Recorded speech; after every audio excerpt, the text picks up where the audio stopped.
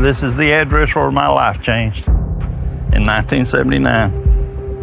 It looks just like it did then.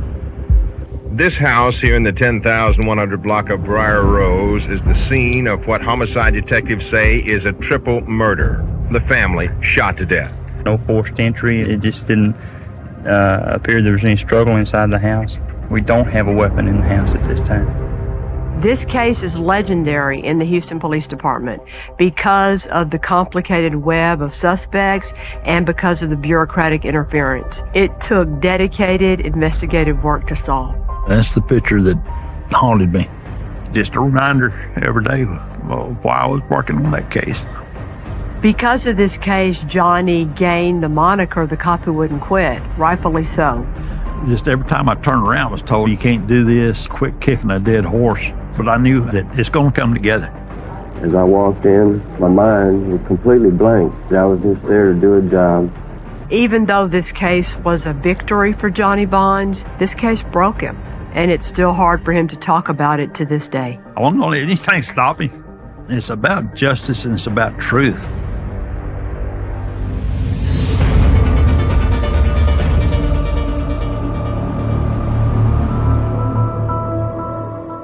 On the morning of July the 6th, 1979, a housekeeper that worked at the Wanstrath home went to work, knocked on the front door trying to get in. Nobody answered, so she went to the window and peered in and saw John and Diana slumped over in their living room. And when help arrived, they went inside the house and found that John and Diana had been shot in the head. They called the Houston Police Department, and Sergeant Johnny Bonds responds to the scene. We walked in, and I immediately see Diana Wanstrath laying on the floor in front of the fireplace, and a 14-month-old baby's laying face down on a mattress, surrounded by stuffed animals in a pool of blood, and been shot in the back of the head. Except for the blood, you'd think this was just a baby sleeping.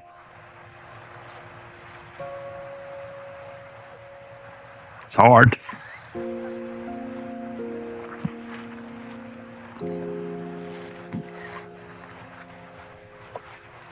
Still hard. It's one of those things that I wished I couldn't see.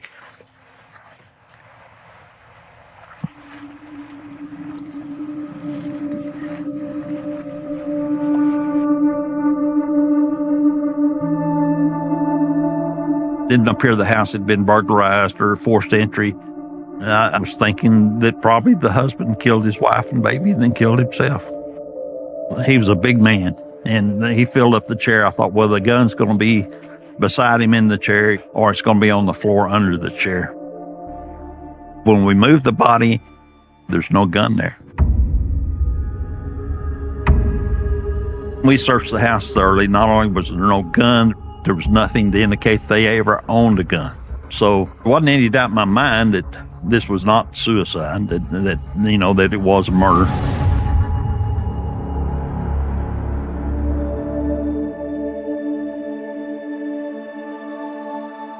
John Wanstrath is a scientist. He's an oceanographer. He developed a computer model to predict the storm surges of hurricanes. It was revolutionary at the time. Diana Wanstrath was almost the exact opposite of John Wanstrath.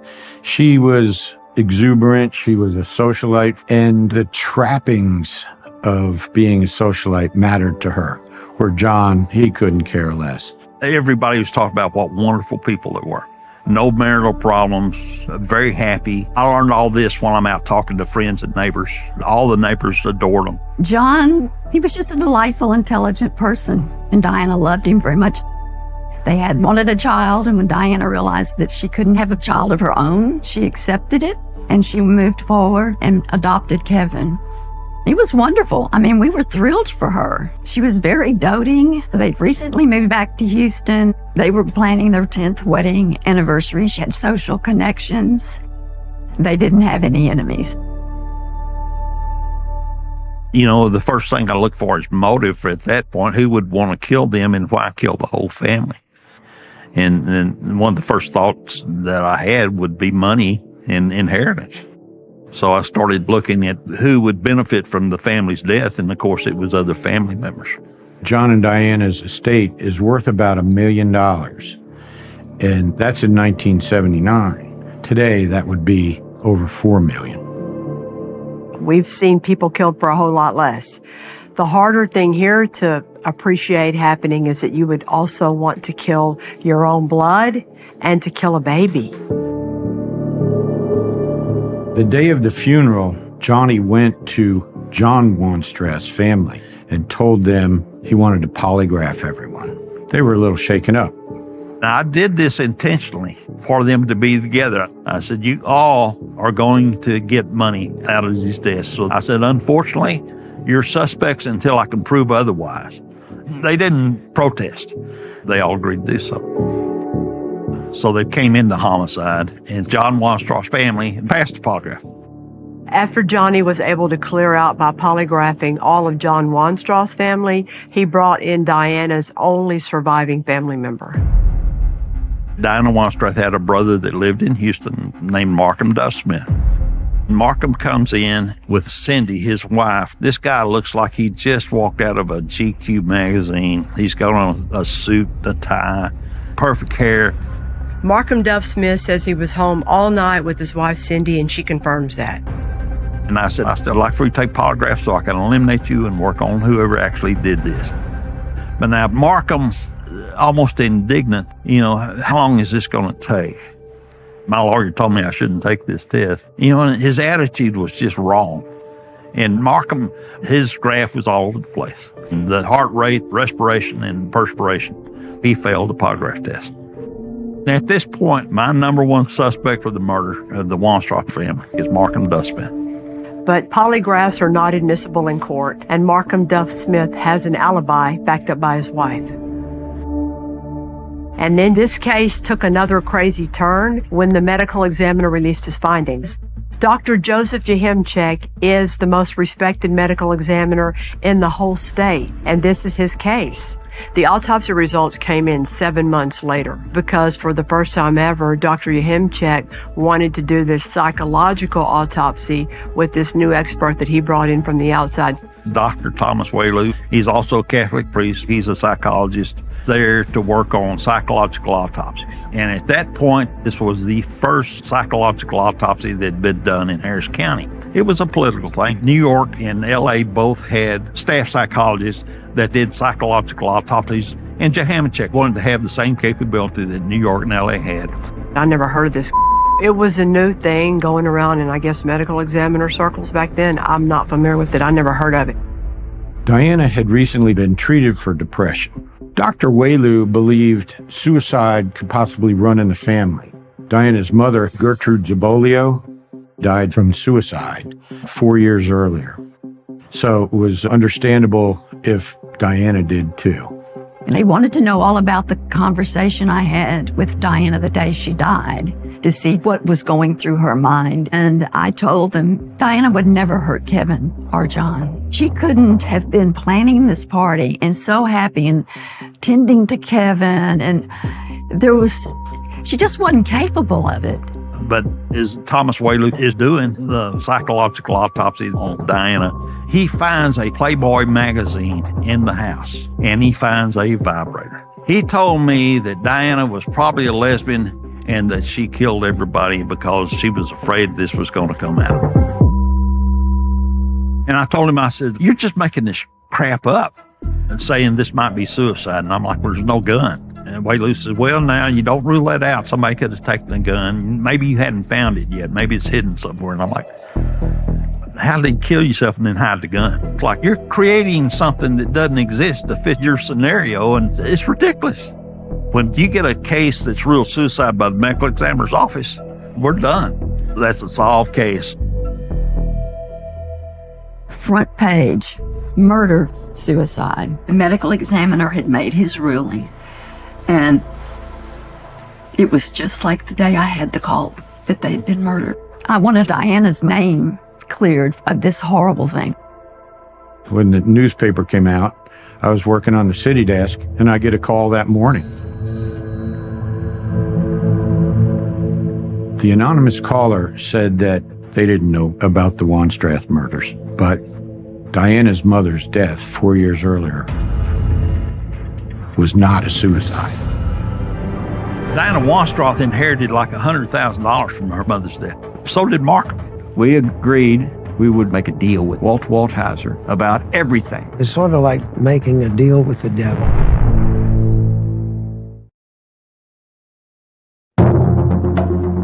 Even though the deaths of the Wanstrath family were ruled a murder-suicide, Johnny Bonds continued to work the case. In the meantime, a call comes in anonymously to the local newspaper saying that there's more going on to the death of Gertrude Zabolio.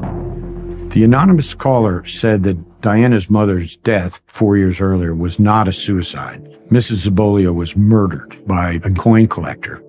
I went to the police, and that's where I met Johnny Bonds.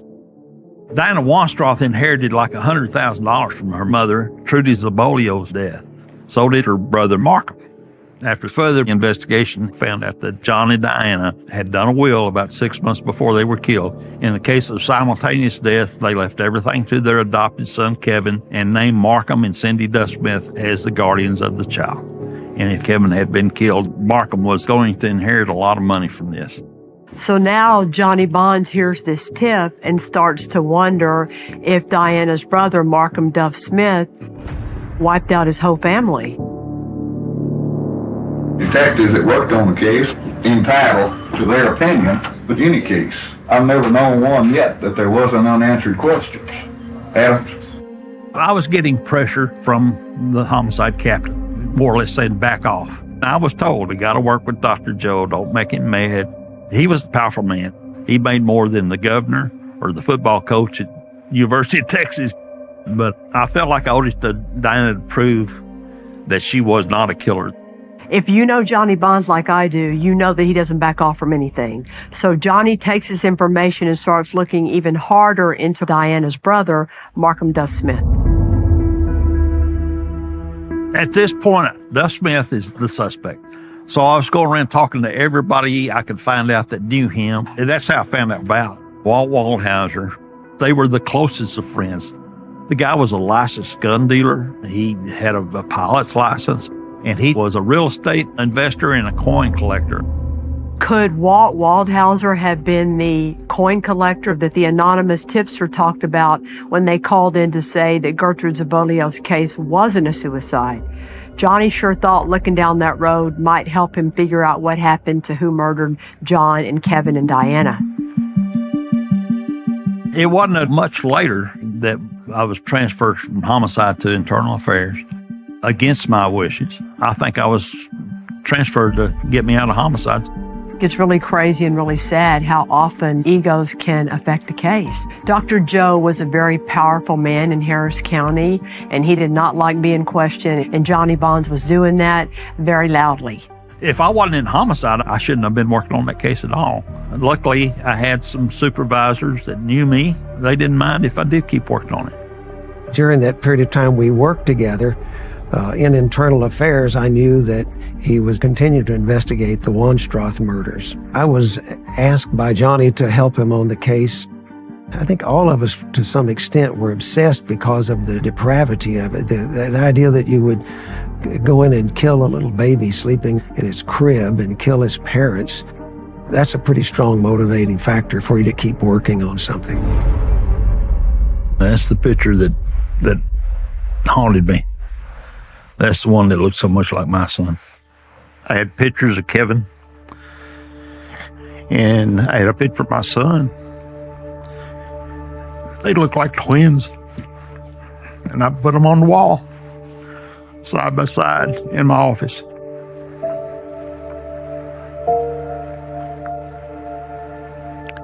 Just a reminder every day while I was working on that case.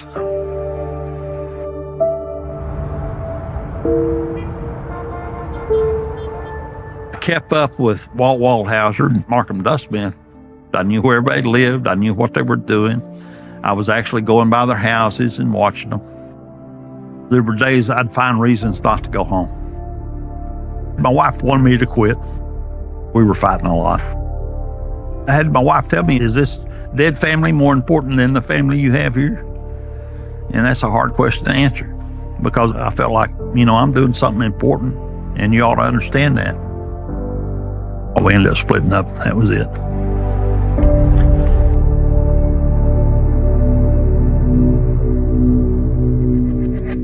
In the summer of 1980, 1 year after the Wonstroth murders, it's discovered that Markham Duff Smith had left his wife and moved into this mansion along with Walt Waldhauser, who had also left his wife.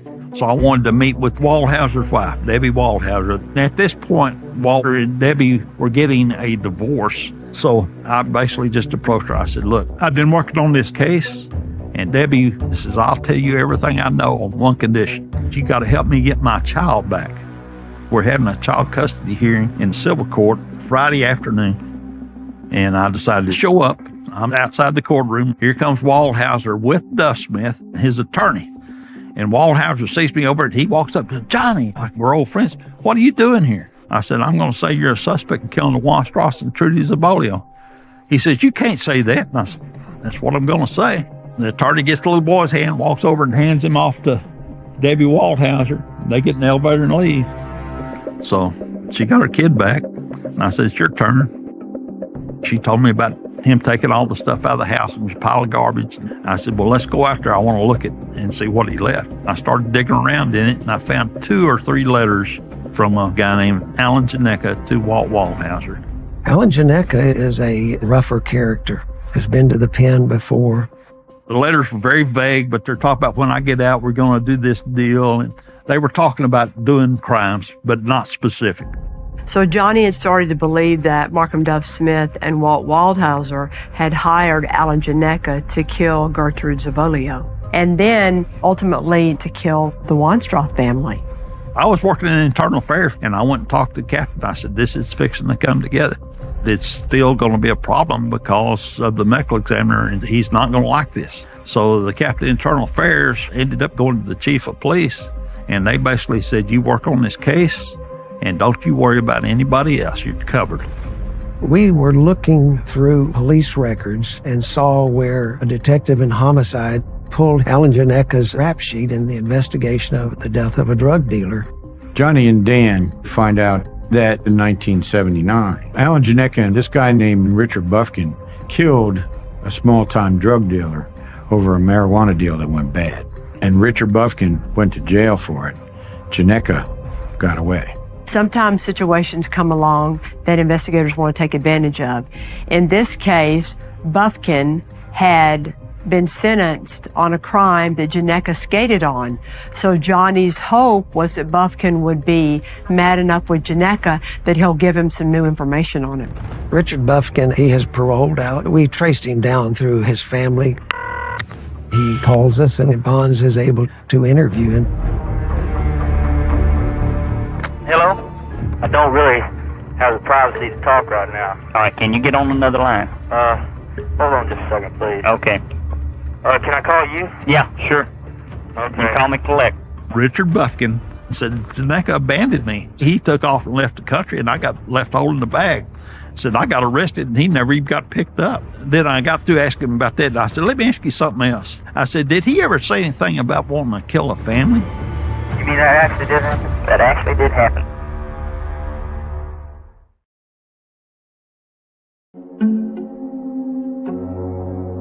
Johnny believed with all of his heart this was not a murder-suicide, and he wasn't going to let anybody get away with it. So Johnny tracked down Richard Bufkin, just doing a long shot, hoping he was mad at Janecka and would say something. Bufkin confesses that he'd been approached to do the murders of the Wonstroth family. He says, Janecka, he asked me if I'd help him kill this family, that he had a friend that wanted his sister and her husband and their baby killed. He told me, I would waste the man and the woman, and he would waste the baby. What he described to you, Richard, did actually take place. Mister, I was in jail. I know you were in jail. You mean that actually did happen? That actually did happen. They killed a man, a woman, and a 14-month-old baby. The baby's asleep in the crib, and they shot it in the back of the head. Yeah, and that's just how he told me he was going to do it, too. When he told me that, I cried. I just sat there and bawled. That's the day everything fell in place. That's the day I found out who my killer was. Now that Johnny Bonds and Dan McAnulty have more information on Gionecka and what he was capable of, it's time for them to track him down and start asking him some hard questions. We get information that Alan Gionecka's in the Atlanta area, so I fly out and arrange to meet with the local police to locate him. The local police have identified his girlfriend, Karen Holder. They've been surveilling her and her sister. They work at a supper club in the area, so I go into the club with one of the local officers in plain clothes. We do see the girls talking to some guys at a table. The deputy that I'm with recognizes this man as a former law enforcement officer. So I go talk to him. He told me that Karen had told him that she has a pistol that this guy killed some people with in Houston. There was one bullet recovered at the crime scene. It was a hollow point .22 Magnum round. When the firearms people examined the bullet, it came back 100% to one gun, which had never happened in my whole life. This was 100% Colt Frontier Scout .22 Magnum, like what you would see in an old Western. Very seldom you see a gun like that used in a murder. The next morning, we got to Karen Holder's apartment, knocked on the door. Karen was there with her sister. I then confronted her. I said, I've talked to someone who told me that you have the gun that Alan Gionecka killed some people in Houston with. She gets up, walks to the bedroom, comes back with this pistol in her hand. Dan McAnulty called me and said, sit down. You're not going to believe this. He had the actual murder weapon in his hand. Firearms expert was testing the gun and saying that is the gun that fired the round that killed Kevin. Karen Holder told us where Alan Gionecka was staying in Houston. But our plan was to first have Karen call Alan Gionecka, let me record it. I brought an old cassette recorder with me. She speaks to him for almost an hour on the phone, getting him to make certain admissions, telling him she's nervous about the gun being in the house. I'm going to go throw it in the river. And he's saying, no, Karen, don't do that. I'll come there. Let me get rid of it. And don't say anything to anybody. And you need to quit talking like this over the phone. Once she finishes talking to him, I called Bonds, tell them to go in and get him arrested now. The Sunday before Thanksgiving in 1980, we actually got SWAT out that night to arrest him. He was arrested without incident. He subsequently made a sworn written statement at the police station later that night wherein he denied being involved. So I'm going to take him back up to the jail up on the 5th floor. So on the way up, he says, look, I want to talk to you. I'm not going to go down by myself on this. He waives his right to a lawyer, agrees to talk to me, and then proceeds to confess to killing the Wonstroth family. We had a confession, we had the murder weapon. It happened so quick. I don't know how to describe it. It's like having a terrible pain and all of a sudden it's gone. But he agreed to tell me in great detail how the planning occurred with Walt Waldhauser, how they secured a gun, and that was the gun that he used. Waldhauser was paying Gionecka through a Western Union telegram. We found the original receipt he signed and filled out. Waldhauser's prints were on that receipt. We already had Gionecka in jail, and then we arrested Waldhauser. At the time that Walt Waldhauser was arrested, we had a very strong case on Alan Gionecka. But dangling out there was Markham Smith, who was the mastermind behind everything. We didn't have enough evidence on him to convict him. We agreed we would make a deal with Walt Waldhauser to get him to testify against Markham Smith about everything. Nobody liked it because Walt Waldhauser was as bad as any person I have ever come across, ever. As far as his moral capability, right and wrong, nothing fazed him. But we didn't have any other choice to go after Smith. It was sort of like making a deal with the devil. That's how we felt. Waldhauser agrees if we reduce the capital murders to murders, he gets 30 years and immunity on anything else he tells us. He'll testify that Markham Smith hired him and Janeka to kill the Wonstraths. Walt Waldhauser and Alan Janeka are only involved in this crime because they did it for Markham Duff Smith. That's who hired them. That's who the mastermind is. That's who's the most culpable of all these defendants.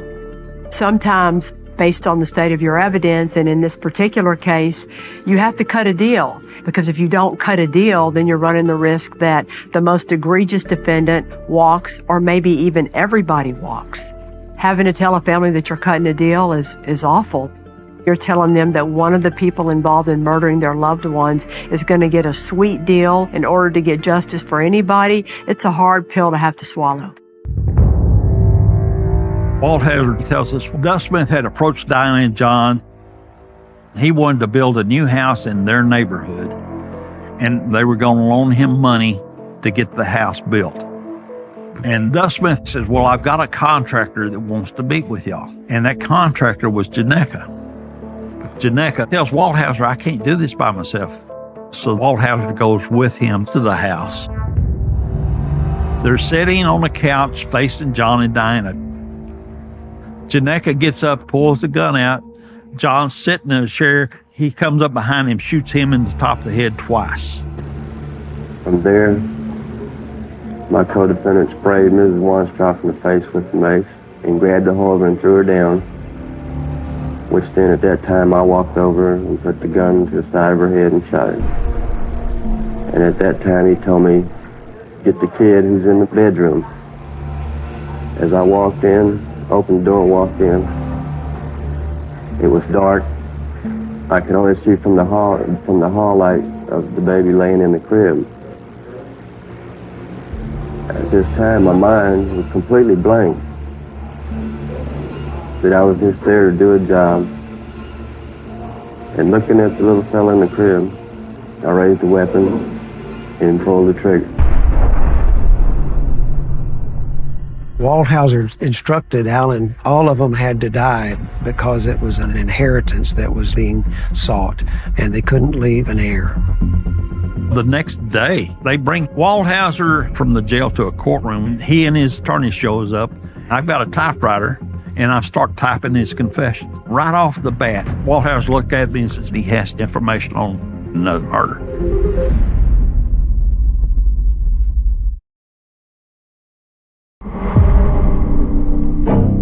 We start talking to Walt Waldhauser, and he tells us about murder of Trudy Zabolio by Alan Janeka and a guy named Paul McDonald.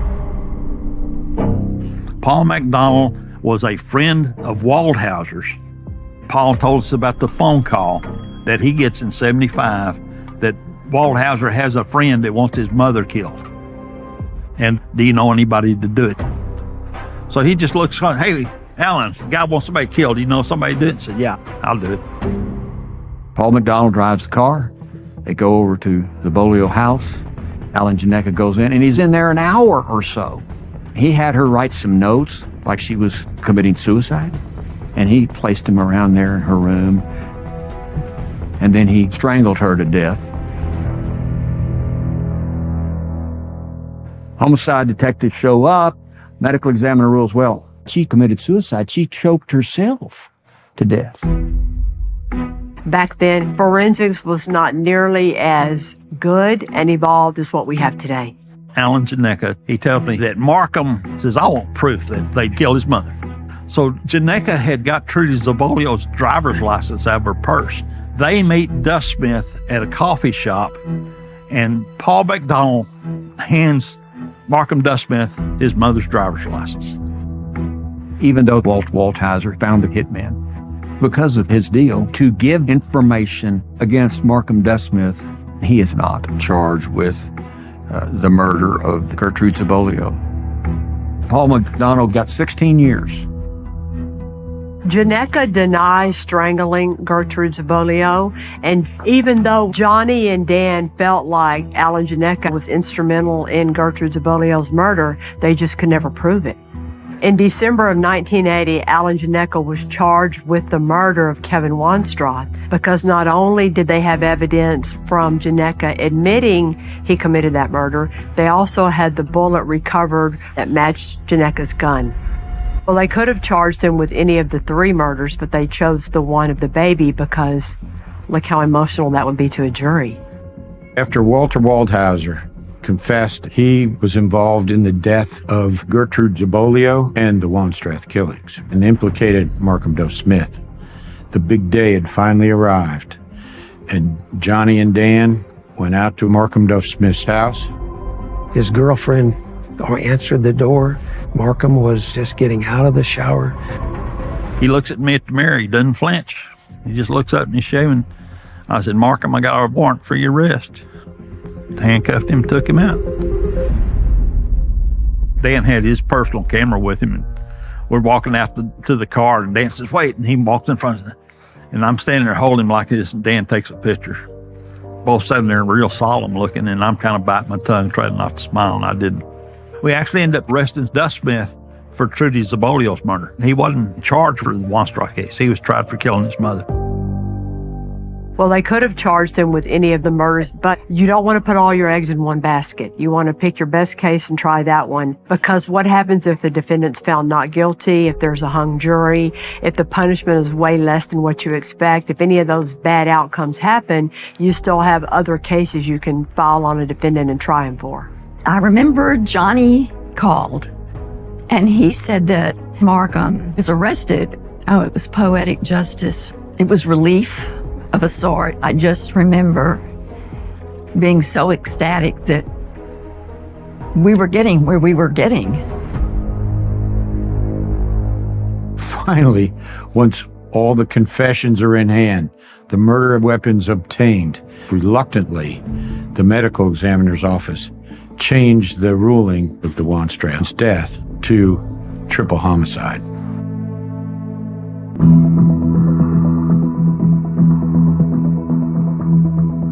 Yesterday, Janeka's former girlfriend, Karen Holder, told the court he gave her the pistol, saying he'd used it to kill 3 people. But so far, Judge Jimmy James has not allowed her testimony to be heard by the jury. The defense in this case claimed Karen was common law married to Alan Janeka. We were pretty surprised about that. The judge said, they're married. You can't use anything she said at the time of the offense or since the time of the offense about Alan Janeka. All of her testimony and statements are inadmissible. In some of the southern states, because it's about the sanctity of marriage, the marriage is more important than getting away with murder, believe it or not. And what it means is that you can't testify against your spouse on any communications you have during the time you're married. Very much a problem and a complication. So now we have the gun, but the difficulty was to prove that Alan Janeka had it and gave it to Karen.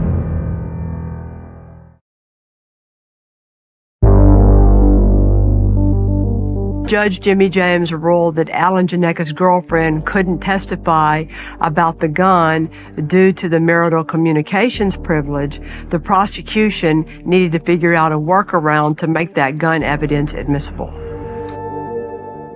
And that was proved through Karen's sister, who was there in the apartment, who lived in the apartment, and other witnesses could tie Alan Janeka to bringing the gun to the apartment.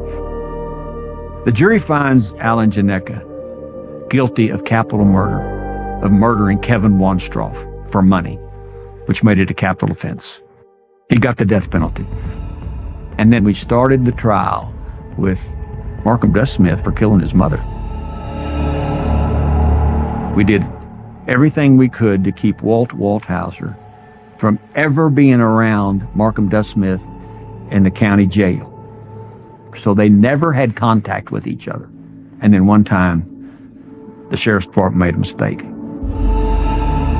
Walt Waldhauser and Markham Duff Smith were in the same holding cell together alone. They were working a deal, how they both could go free. As it turns out, once a con man, always a con man.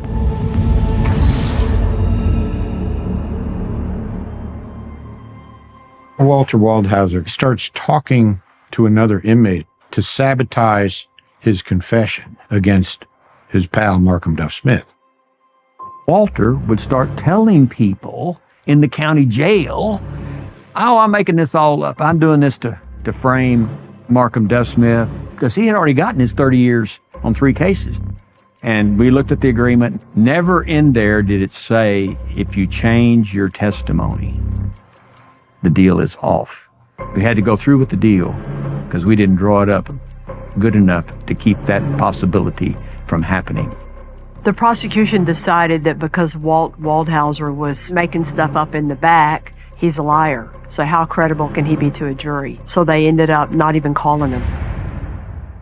Oh, I was pissed. I was so mad. We went to trial thinking we may not even convict Markham Duff Smith because the evidence was so flimsy. But then there was a once-in-a-lifetime courtroom moment. We get a call from the warden. You got a guy up here that wants to talk to you. Jerry Saul Eichenhorst. He was serving time in the Texas penitentiary. He was serving 2 life sentences, one for armed robbery, one for rape, and I prosecuted him on the rape case. He says, Duff Smith approached me and said if I'd lie, that he'd help pay for my appeal, and that when I got out of jail, he'd give me some money if I'd lie for him. Then he gave me this to testify. He pulls out this script, 2 full pages of a script for him to testify to. So we brought it back. We got Duff Smith's fingerprints on this, and Eichenhorst too. We had a handwriting expert look at it, and I had the notebook that we could say was his writing. I said, yeah, that's the same guy wrote this, you know. There was a discovery period. If we'd have had this information 2 weeks before the trial, we would have had to give it to the defense. Then we would have called him, but it would have been better if they called him, and that's exactly what they did. So during the defense, they start calling these inmates in the county jail who got on the witness stand and said, Walt Waldhauser told me that he was framing Duff Smith and that he was not telling the truth and he did it all, etc. They all were saying the same thing. Then they call Eichenhorst. He takes the witness stand. The defense says Walt Waldhauser did the killings and framed Duff Smith. And is that true? That is not a true statement. Well, how do we know you're telling the truth now? Well, I've got evidence. Out comes this piece of paper where Markham Duff Smith had written out what you're supposed to say. Talk about a moment in time. There was a gasp in the courtroom. The jury, the spectators, the lawyers, and Markham Duff Smith. And he turned completely white, then red, and it was shuddering, physically shuddering. I looked over at Markham Duff Smith and I said, Markham, you just signed your death warrant. The lawyers say to Eichenhorst, well, why would you do that? The prosecutors promise you something? Why would you do that? Aren't you a snitch? Eichenhorst says, yes, I'm a snitch. The worst thing in the penitentiary in Texas is to be a snitch, except to be a baby killer.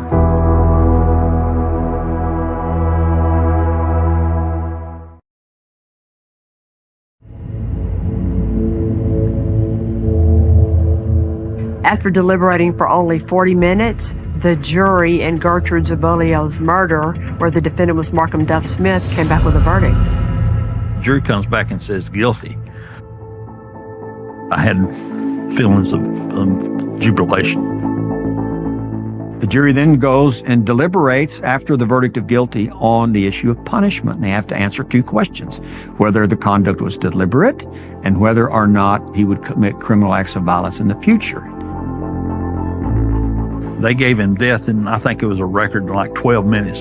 It was the quickest death sentence I ever experienced. Both of us felt this sense of relief. For a year and a half, we lived and breathed this case and spent a lot of time away from our families. It's a great feeling to find out the truth and have the right result to occur. So you definitely feel that justice was done today? Yes, it was done. When the verdict was rendered against Markham, I was actually happy. When I say that I was happy, it's not the happy of joy. I guess it's really more of a relief. This had to be done. I was not surprised at all. The minute that script was read to the jury, it was over.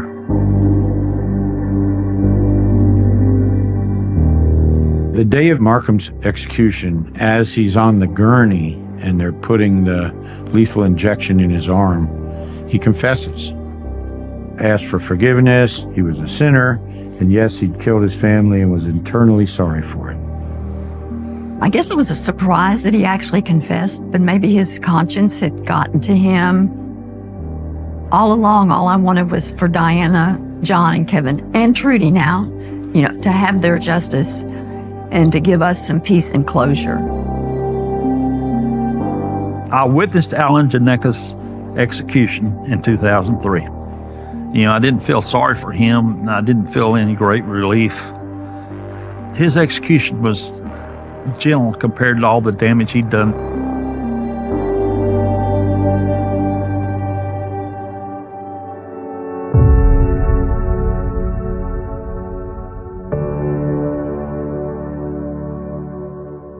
Later, when it's all over with, I got all kinds of awards and accolades, and got a book written about the case, and I got this Meritorious Service Award, which is like the highest award the police department gets.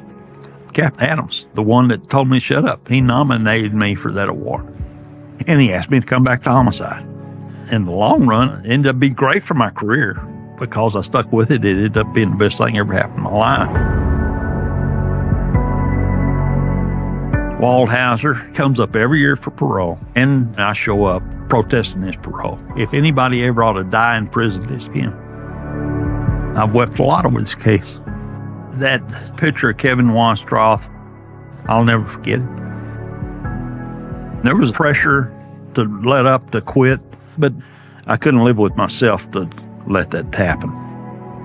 When you see Johnny and Dan and Ted Poe talk about this case and what it did to them, I bet you they would tell you that this case was the defining case of each of their careers. I think that these murders is just a reminder to all of us who do this job what the cases do to you. They take away a little bit of your soul. They take away a little bit of your humanity.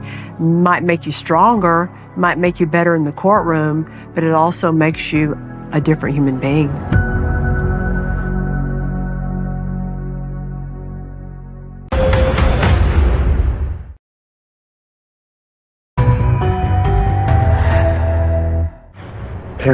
Tara, you gotta get up. Come on. I heard guns popping off.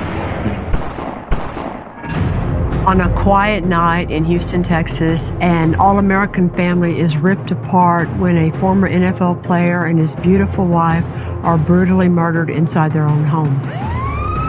As more and more details of this grisly murder came to light, this facade of the picture-perfect family starts to come apart, and the family starts to point fingers at each other. It was a complicated case.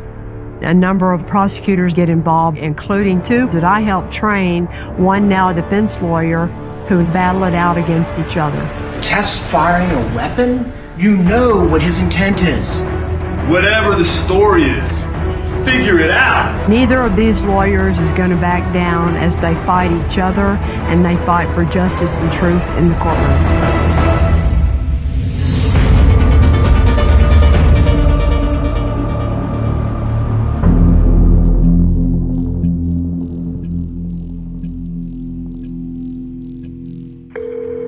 Houston 911, do you need medical, police, or fire? I heard 2 gunshots downstairs in my parents' room. And your name? AJ? Any medical attention needed? Yes. I heard gunshots, so I don't really know. Did it sound like a handgun, rifle, or shotgun? I'm not good at gunshot. I know my dad has 3.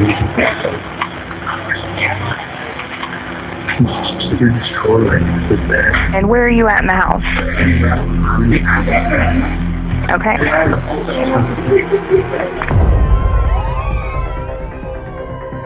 Okay. They're asking you to step out of the house. As HPD arrives, AJ turns off the alarm system as he meets them at the front door with his little sister, Kara. At that point, the number one priority is to get AJ and his little sister outside of the house and to safety. The initial patrol officers swept the house and discovered there was no sign of forced entry.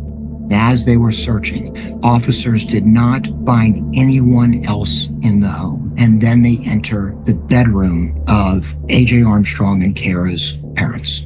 And they see Dawn and Antonio Sr., who had been shot. As soon as I pull up, an officer proceeds to tell me we have 2 victims upstairs in bed with GSW to the head, which is a gunshot wound to the head.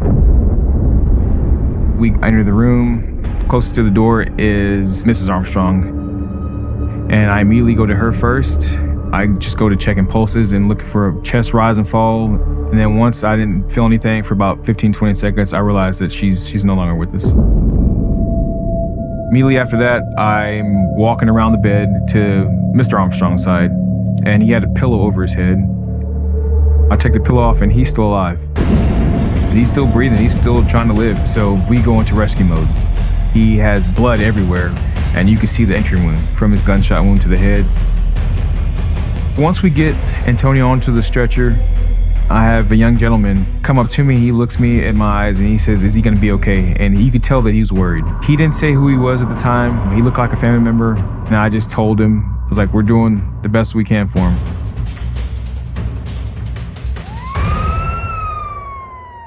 While the police are searching the house, A.J. Armstrong calls his brother Josh, who lives right down the street, to tell him about what had just happened. I had gotten woken up by Josh coming in, yelling. I was half asleep still, like, what is going on? He said that his younger brother, AJ, had called him and told him that someone was in his parents' house a couple streets away. Josh told me to stay at the apartment, and then he ran over there. The homicide detectives secure the scene and they look around and they see shell casings in the bedroom. They also noticed that there was a bullet hole in the ceiling right outside the parents' bedroom, which was under A.J. Armstrong's bedroom. They notice as they sweep the kitchen that there is a gun on the countertop that could be the murder weapon. When HPD examined the gun they believed to be the murder weapon, they didn't find any fingerprints, but they were able to determine that that's the same gun that belonged to Antonio Armstrong Sr., and he normally kept it in a bedside table. Also on the counter, there is a scratched out note that says, "We've been watching you for a long time." It's like something out of a movie. That only adds to the mystery, because who would want Don and Antonio Sr. dead? It was hard to live in Houston, Texas, and not know about the Armstrongs. Antonio Sr., who is an All-American college football player who gets drafted in the NFL, he parlays that into owning gyms in Houston. His wife is beloved in the community, and they send their kids to the most prestigious school in Houston, the Kincaid School. They're the kind of folks you would want to be jealous of, but nobody could be because they're so darn charismatic. Antonio and Don were the greatest people, really caring. Josh and his mother had a great bond. The family just seemed so happy, so close together. After the attack, Antonio Sr. was on life support for several hours, and sadly, he passed that evening, but he had never woken up. He was never able to say what happened. Josh was so confused. People were very sad. Antonio and Don were just all around great people.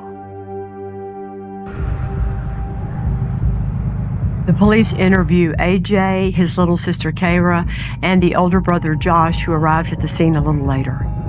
Based on that interview and the evidence they retrieved from the crime scene, the investigators are suspicious about what happened that night. So A.J. Armstrong is taken down to HPD and questioned into the early hours of the morning. What's your first name? Antonio. So you're 16? Yes, sir. You know, we need to sit down and talk to you, figure what happened today, what's been going on. It was like probably 1 or 2, and I went to the restroom, and when I came out, I heard the door open, and I thought it was my parents, so I walked downstairs when I heard the 2 gunshots go off, and I ran back upstairs. And when I ran back upstairs, I heard somebody run out of my parents' room and hit the door, and then I don't know how they got out. Well, did you physically see somebody? Or? No, I saw him running, so I just took off back upstairs and went straight to my closet, and that's when I called 911. I just like personally felt bad because like I saw the guy, like I feel like I should have done something. Okay, when you called 911, there's just so much that doesn't match. In a 16-minute 911 tape, he never mentions that there is a masked man in the house. Then hours later, in his statement says, oh, there was a masked man in the house and I saw him running. You know, ultimately, we need to figure out what happened today. When we start having inconsistencies, it starts making it tough. Because now we're at a loss of trust.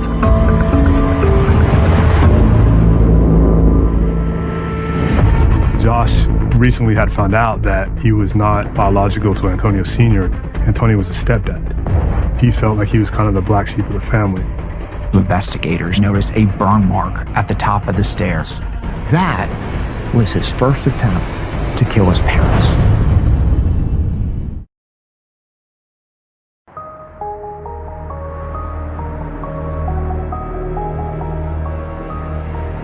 While A.J. Armstrong Jr. is at HPD being questioned about the murder of his parents, A.J. makes the surprising admission that he saw the suspect leaving his parents' bedroom.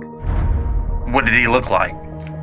I mean, they had it was like a mask. You could only see the eyes and the mouth, but he looked like a black guy, but I'm not like 100% positive, but I'm pretty sure it was an African American. In a 16-minute 911 tape, he never mentions that there is a masked man in the house. Then hours later, in his statement says, oh, there was a masked man in the house and I saw him running. That just doesn't add up. Does your dad own a gun? Yes, he does. He has his case in one of his drawers, and like my dad, his drawers, the closet, and under the bed is like off limits, so like, I've never gone in there or like seen it or anything like that. You know, when we're in the study that leads to your dad's room. Right.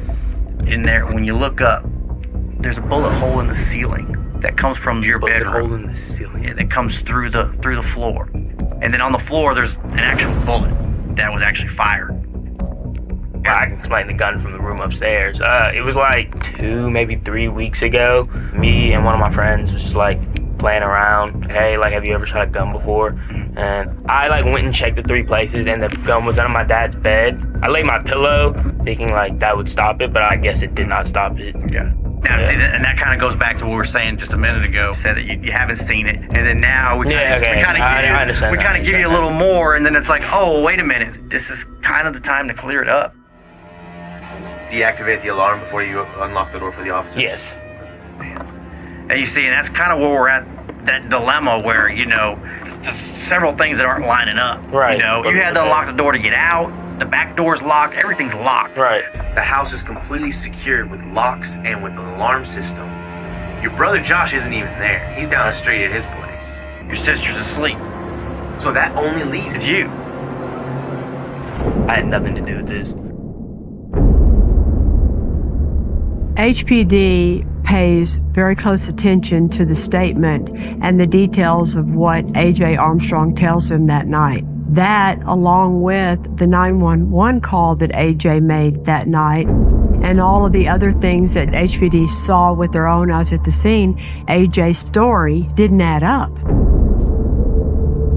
On top of that, the gun that was recovered at the crime scene that belonged to Antonio Sr. was tested, and they were able to identify that as being the gun that fired the bullets into Antonio and Dawn's bodies. Based on all that they learned, they arrested A.J. Armstrong, and he was subsequently indicted for capital murder.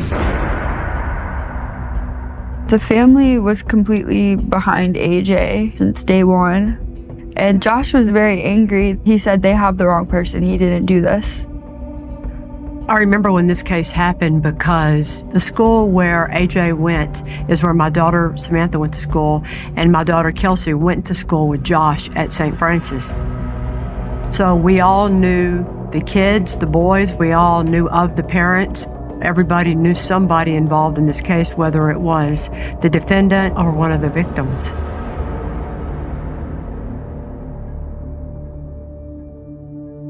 At Antonio and Dawn's funeral, I could really see how much so many people cared about them.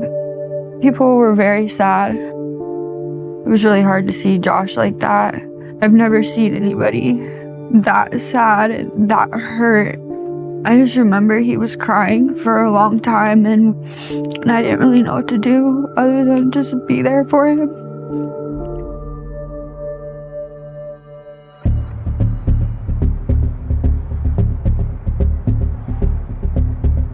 I was brought in to represent AJ when Chris Collins, my co-counsel in this case, called me. Chris Collins was Antonio Sr.'s personal lawyer.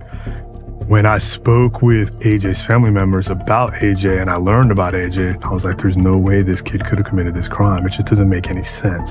Rick DeToto is now a very well-known defense attorney, but before that, he worked at the DA's office, and that's where I first met him. He was like this stud guy walking around, real cocky, not intimidated by anyone. When I heard that A.J. Armstrong hired Rick DeToto as his lawyer, I thought, ooh, good move. AJ's initially charged in juvenile court, and one of the things the prosecutors in juvenile court can do in Texas is determine if they want to certify someone as an adult. Prosecutor filed a petition to certify him. We had a hearing. The judge in the juvenile court certified him as an adult.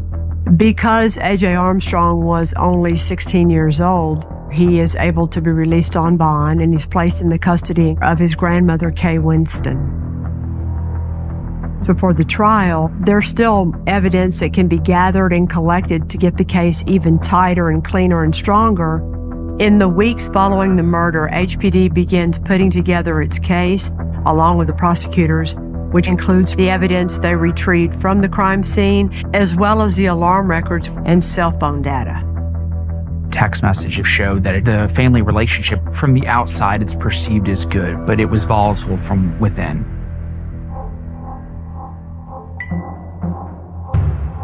Through the text messages, we learned that there were issues between AJ and his parents. There were events leading up to the night of the murders.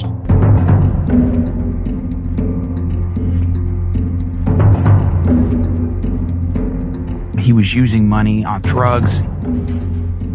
And more than anything, I think his mother was upset by the constant lying.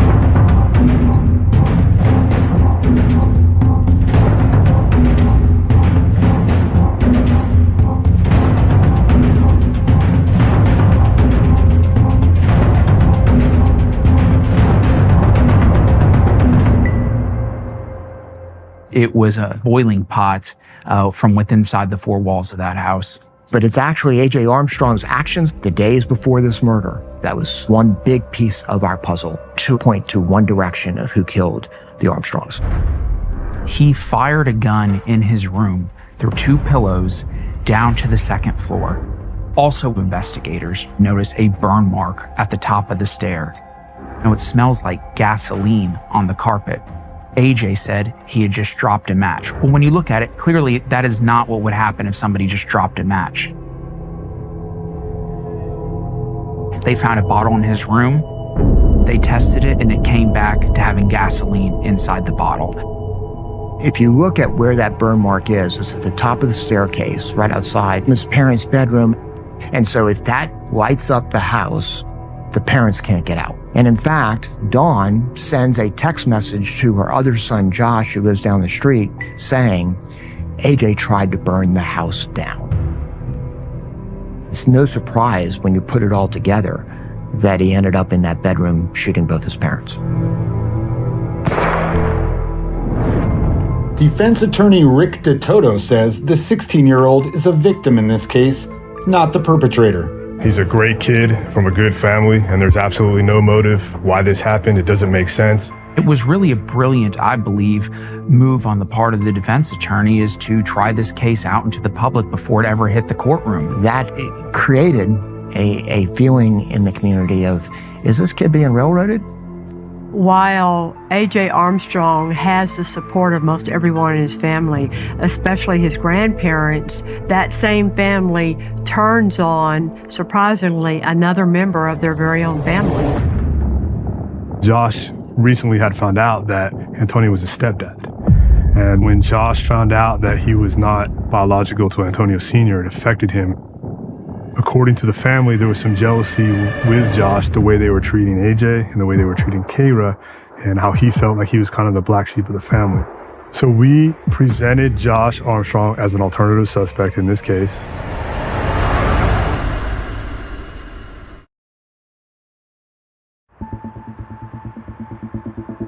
In the months leading up to the trial, A.J. Armstrong's defense lawyer, Rick DeToto, made all kinds of statements in the news that A.J.'s half-brother, Josh Armstrong, could be the true killer. The defense's strategy was to present Josh as the black sheep of the family, the half-brother, not even fully related to Antonio Armstrong Sr., not blood. Before the murders, they spoke every single day. They loved Josh, and Josh loved them. That was his real dad to him. Josh and I had been together for a little bit over a year before the murders. We met in college. We just connected so well. And probably within that month, we started dating. But Josh's behavior after the murders completely changed. At first, it was just depression, but then a week or two later is when I started seeing the paranoia come out.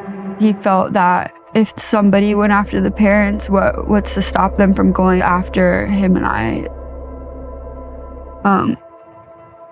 I don't think that Josh knew his family was saying that he's the one who did it. Despite all of the defense's theories that Josh Armstrong was the true killer, he was never truly considered a suspect by HPD because at the time of the murder, Josh always had a hard, firm alibi that he was with his girlfriend Hannah.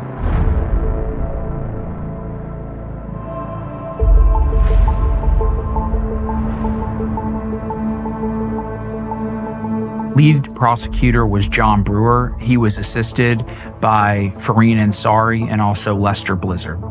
The prosecution leaned a lot into motive. They were trying to get into the mind of A.J. Armstrong. They are presenting a lot of evidence regarding grades and drug use and the taking away of vehicles, trying to pin basically the motive in front of the jury as to why A.J. Armstrong killed both of his parents. He had failed out of the prestigious Kincaid School. His car was taken away from him and he couldn't see his girlfriend. To a teenager, that's their entire world. The people who took all these things away from him, they ended up dead. Other than motive, the strongest evidence the prosecution has are his actions leading up to the murder. The prosecution is also presenting a lot of evidence regarding the alarm records. The records said that the night of the murders, the alarm was set, the door was locked, there was no sign of forced entry.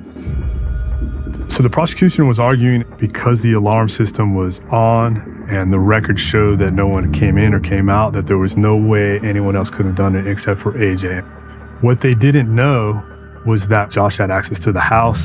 And we had an alarm expert that could show that the way the zones were set up in that house, the door coming into the garage, if it was cracked, and we had testimony from the witnesses that that door frequently wouldn't close all the way, it would leave the front door open, meaning that you could open and close the door without the alarm going off.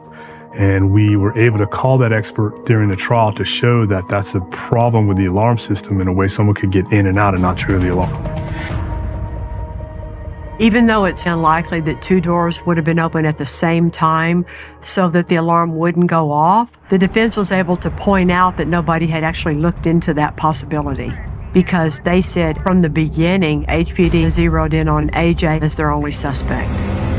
In 11 minutes of going into that house, before anything, they made up their mind he did it.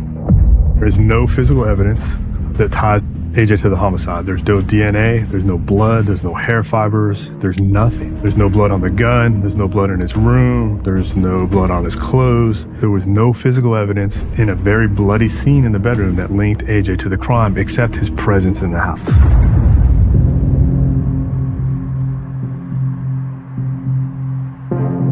The jury deliberates for several days and they're unable to reach a verdict. Trial comes back as a mistrial. There were 8 jurors who believed he was guilty beyond a reasonable doubt, and there were 4 who didn't believe the state proved it beyond a reasonable doubt. It was that trial team's belief that the jurors were saying, it's not like we don't think he did it, but there were people in the room that knew the consequences, that they were going to send someone to prison for the rest of their life on a crime they did at 16. And with the family supporting him and people believing in him, they just emotionally couldn't do it. I was very relieved. Anytime our clients get to go home is a good day, but I also knew it was going to come back. When a jury is hung and a mistrial is declared, the usual answer is, we're going to try it again. The difference in this case is that you have the family of the victims, who also happen to be the family of the defendant. They do not believe the case should be tried again. We can't move on with our lives, and we can't forget what we've been through. With all that pressure coming to bear on the DA's office, what's going to happen next?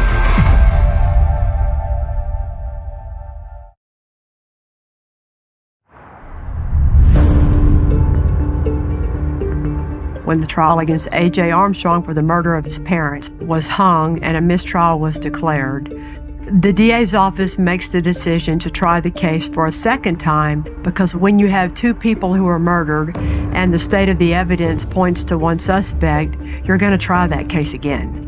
After that first trial, some of the trial team had gone to other DA's office, and so they were looking for a new team to try the case.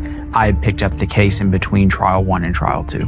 I knew that it was a very contested case, and so I knew it was going to be an uphill battle when I took over the case. And Ryan asked me to join him to try the case for the second trial. This is already a very compelling case, and it's captured all of our attention. I'm especially paying attention to it because I know the lawyers so well. Both John Jordan and Rick DeToto worked at the DA's office, and I helped train them. John Jordan's style is a little more dramatic. He very much likes the whole theater courtroom part of a trial. And knowing those guys, they are both very ready to duke it out against each other in the courtroom. I have a great deal of respect for Rick DeToto. He is a tremendous advocate. Juries love him. The problem is we had the truth on our side. We kind of went into the second trial, even though we were kind of new. We didn't know the case like the defense team who had it since day one. We're like, okay, well, we just have to get a better jury, and the evidence is great, and so we're going to try the case somewhat similarly, and we trust the evidence enough that we are confident that we're going to get a guilty verdict. It's now 3 years later since the first trial, and in that time, A.J. Armstrong has grown up. He is now married to his longtime girlfriend, Kate. He has a son of his own. He looks a lot older. This is going to be a whole different kind of appearance that he portrays in front of a jury this time compared to last time. In the opening statement, we recognize it's hard for rational, non-sociopathic people to get their head around the idea of what seems like normal teenage problems can lead to homicide. So what we did is we told the jury is you may never know why he did it, but you're going to be very confident and know he did it based on the evidence. So we stuck to his actions, his words, and the alarm records. In the first trial, the defense claimed that doors could be open and the alarm not go off. And it is the state's burden to prove beyond a reasonable doubt that the night of the murders, that house was secure. The alarm system is complex. And what we learned is in the first trial, neither the state nor the defense had the complete records. They had records from ADT alarm system. ADT is the hardware side of this case, but they contract with a software company who monitors those records, and that company is Alarm.com. And so when we got Alarm.com's records prior to trial 2, we see now that there is way more activity that can be determined within the records, showing that nobody went in and out of the house and that the alarm system did not trigger, it did not go off the night of the murders. So we had an expert from ADT to explain the alarm. My co-counsel, Chris Collins, was able to determine on cross-examination that there was a minimum of like 77 errors in the records of the alarm system. Chris was able to go step by step with that alarm expert and show to the jury that the records were accurate. And it was difficult to argue that no one could have gotten in and no one could have gotten out. The defense really leaned into Josh in the second trial.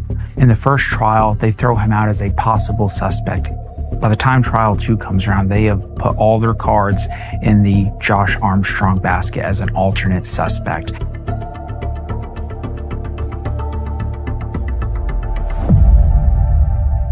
What we brought to the second trial that we didn't bring in the first trial was we got additional records regarding the alternative suspect's mental health history, and these records were extremely detailed. We needed to present them to show the jury that the mental health issues occurred before the murders, not just after. This is the only case I've ever tried in my career where we had to essentially be a prosecutor and a defense attorney in the same trial.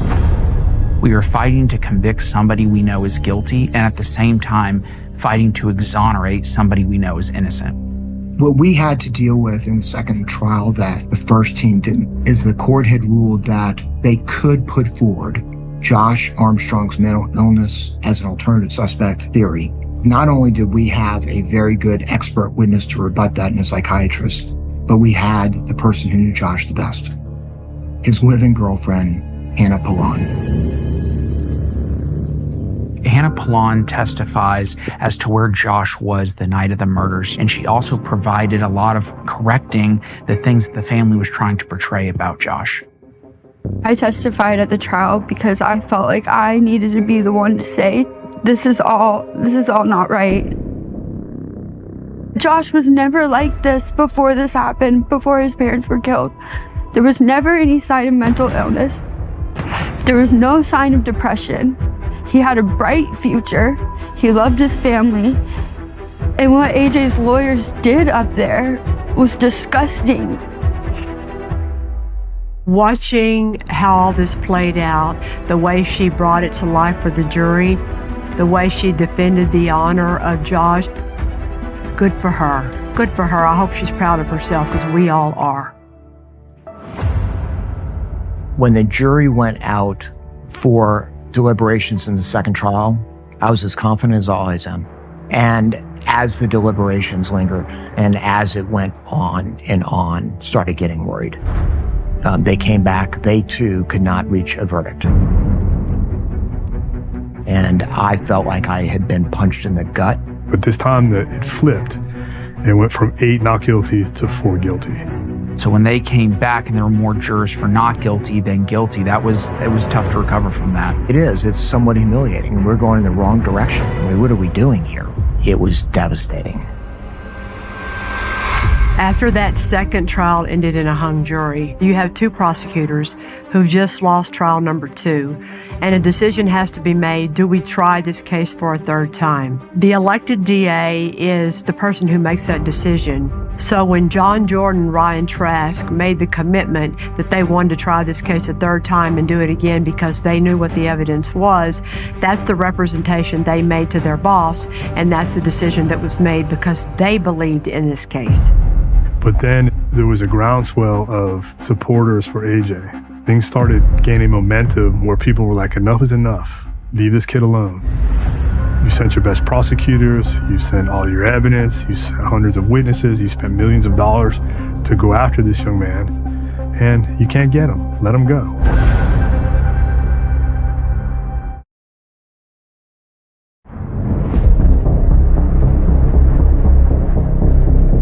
After that second trial ended in a hung jury, John Jordan and Ryan Trask made the commitment that they wanted to try this case a third time and do it again because they knew what the evidence was. But in the first trial, the split was 8-4 for guilty, and in the second trial, the split was 8-4 for not guilty. So the prosecutors knew they were facing even more pressure from the court of public opinion to try and make sure they got a verdict in the third trial. We talked to some of the jurors, and sure enough, they told us the same thing that first jury said. That it's not that we don't believe in the evidence. It's that they didn't want to convict him, knowing the consequences of life imprisonment. That started our strategy for that third trial, we were going to do everything different because a fool does the same thing over and over again. So we were ready for the third trial and presenting our case in a very different way. We had been to the Armstrong house several times, and one thing that John said to me the last time we went, he said, do you ever notice how narrow walking through this hall would be and how close the staircase is to the doors to the Armstrong's room? And John had a brilliant idea. When I was a young prosecutor, I happened to actually be in the courtroom watching the Susan Wright trial, where Kelly Siegler brought the bed into the courtroom and demonstrated the crime. And I attack at the head area first.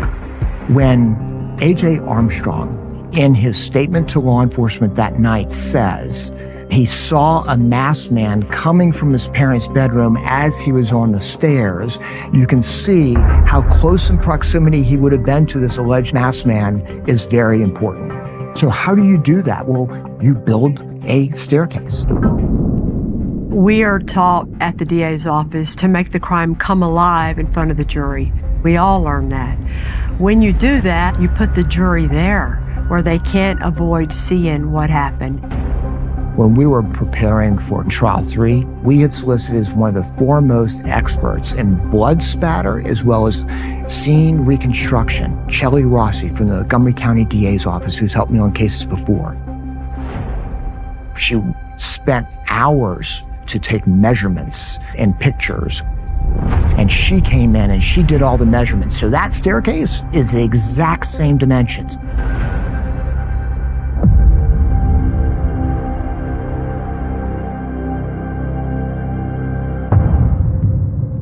We placed the staircase away from the end of the jury box so they would see how close in proximity A.J. Armstrong would have been, if you believe his statement, on the staircase to this alleged made-up assailant who had a mask on.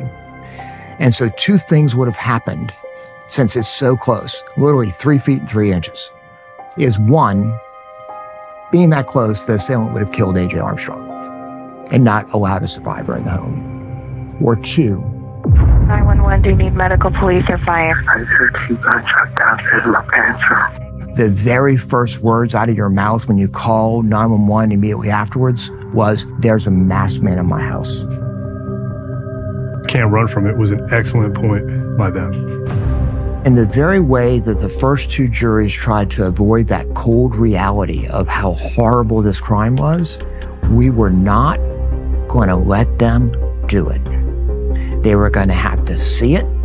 They were going to have to confront it. Well, now we're going to bring the bedroom into the courtroom. So we set up a mock bedroom.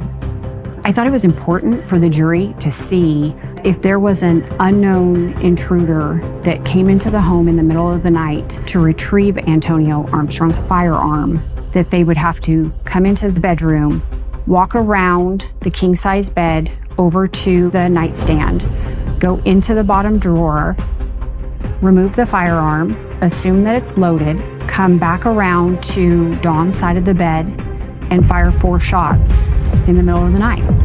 I think that out of all of the assumptions that it was an unknown masked intruder, to do that was just ludicrous.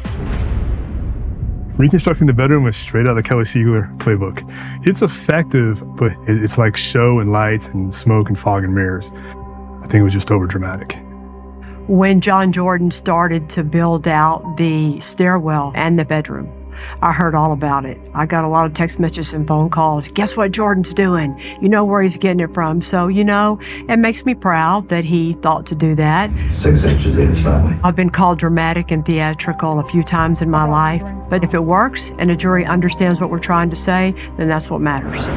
After we presented the reconstruction of the crime scene, one of the things we decided to do differently was how we presented the alarm records. In the second trial, we had one representative, an expert from ADT, to explain the alarm. What we learned in trial 2 is that because the expert from ADT did not understand the software from alarm.com, he did not have answers for some of the things that were being asked of him by the defense attorney on cross-examination. So in trial 3, we now bring the expert that understands all of the alarm records. Jason DeCosta, who was the VP for Alarm.com. And we went through for hours, and we went through everything. And he testified to a lot of the things that the defense was trying to say to were errors in the alarm records. He could turn around and say, that's not an error. That's how the alarm records should be reporting. And so he was a great help to us in trial 3, bring the truth to the jury about what the alarm records really meant. In closing, what I wanted the jury to feel was everything that I've tried to get them to feel in the first 2 trials. Police did a horrible job. They narrowed in on AJ, but I got really aggressive. This is a reckless prosecution. Only you can stop it. Only you can tell them enough is enough. In closing argument, I used the alarm records. I tied in how voluminous those records were, and then I showed a text to the jury. It was something that Dawn had sent to her son, AJ, months before her murder, and it said, "The alarm doesn't lie, you lie."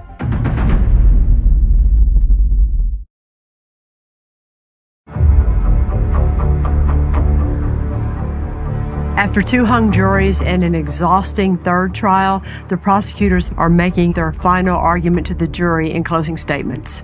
Because this defendant has the ability to fool everybody, but he couldn't fool Mama.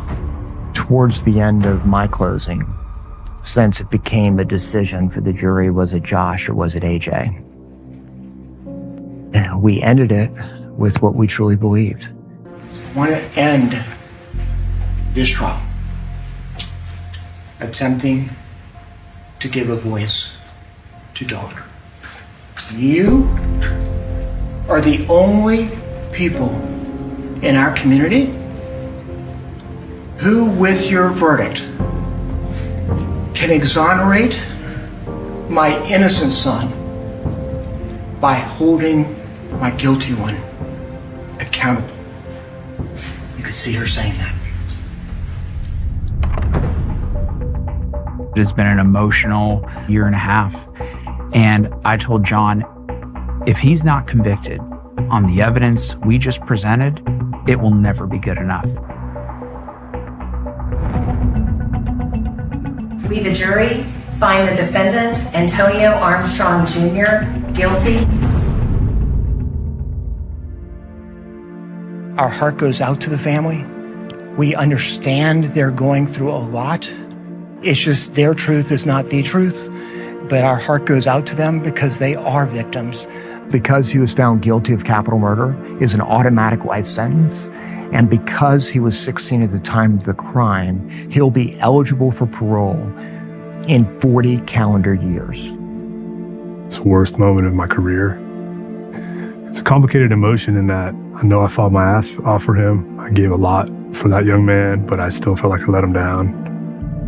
Obviously, the work that all these lawyers did is pretty impressive. To be able to change their strategy based on how it played out in the last trial and move forward and stay so invested in this case speaks a lot to what good lawyers they are. I think Antonio and Dawn would be proud of their son, Josh. I even think they would forgive AJ for what he did because that's the kind of people Antonio and Dawn were. But I know Antonio and Dawn have to be proud of the fact that we're getting the truth. I think Josh is the ultimate victim of these murders, and to be so compassionate for your family and believe that you are one of them only to see what played out in those trials. I don't know how somebody recovers from something like that. I'm sure he's seeing the news and seeing how he's being portrayed. Frankly, we think Dawn would have been appalled. And yes, it's 2 people who never met her, who is going into that courtroom, giving her a voice and holding the truth accountable and exonerating one son by convicting the other. Until the end of my career, I will be very proud of what we did to do that. With A.J. Armstrong finally being found guilty in the courtroom, I think the hope for all of us is that Josh can walk away knowing in his heart he didn't do anything wrong, and he can go try and live his best life without anybody in his family on his side. And that's going to be really hard for him to do, but I think that all of us really hope that he's able to do that.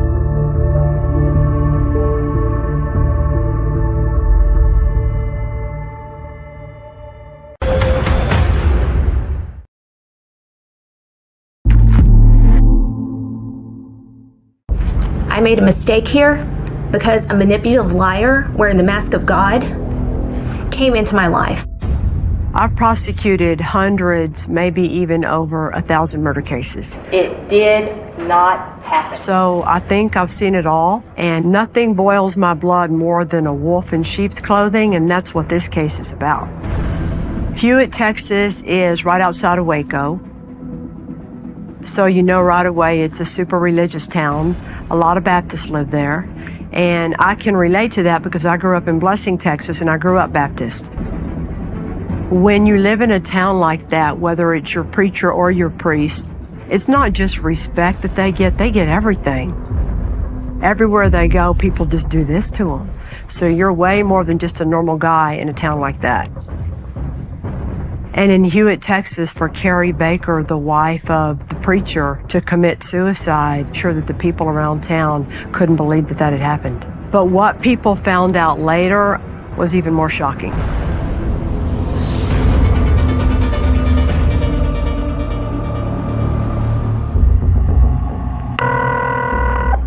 Hewitt 911, do you have an emergency? Yes, I think my wife just committed suicide. My wife is laying in the bed, and her lips are blue, hands are cold, and there's a note that says, "I'm sorry," basically. Is she conscious? No, she's not. Breathing? No, she's not breathing at all, no pulse or anything.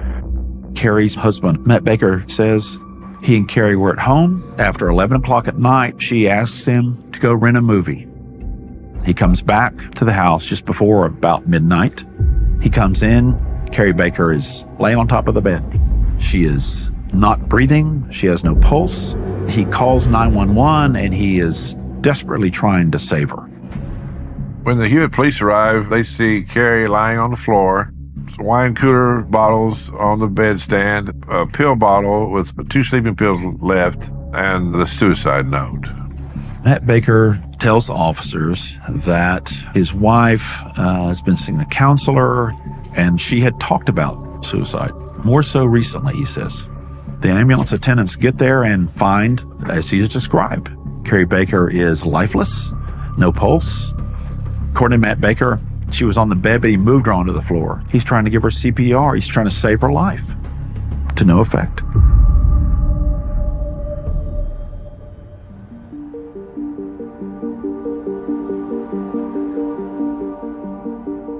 I met Carrie when I was in 6th grade, and I went to Waco Christian.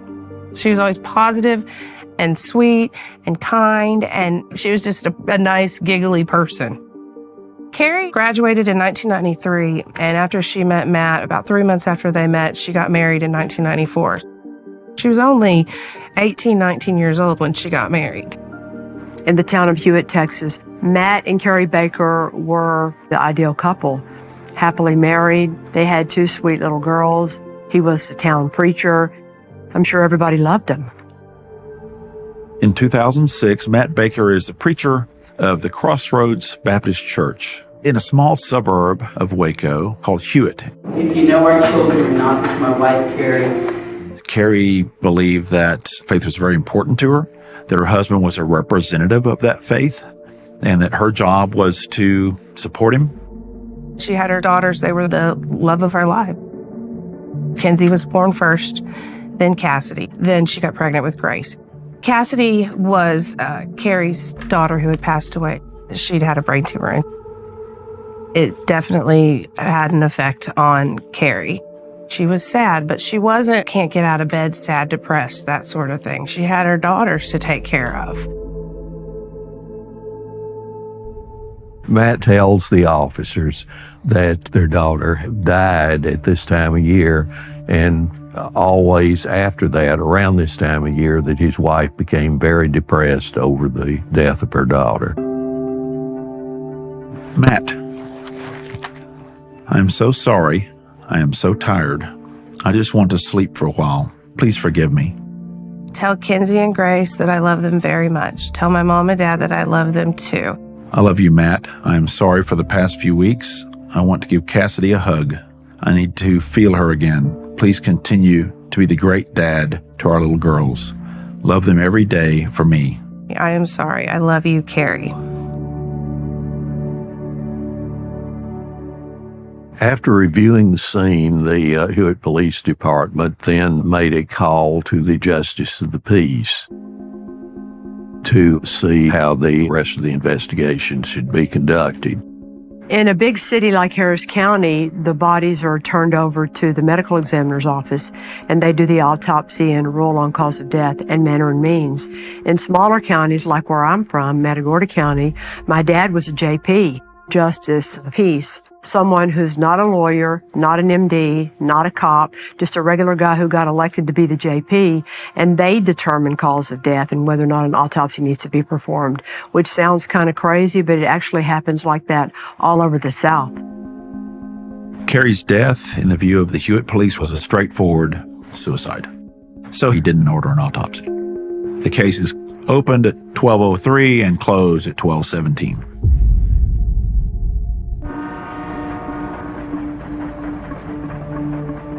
Waco is a very, very unique place. It's a Baptist town with Baylor University. People gather around. People know one another. They know what's going on. They take care of one another. Somebody has a baby, there's a meal chain. If someone gets sick, if someone passes away, same thing. Everybody rallies together. After Carrie's death, Matt Baker's church family, they were devastated. They were a close-knit congregation. He'd lost a daughter. Now he'd lost a wife. In the book of Job, he's a very righteous man, but his wife is taken away and all of his children are killed. Everything is taken away from him, but through his faith, he's able to rise again and he gets another family, and God gives everything back to him sevenfold.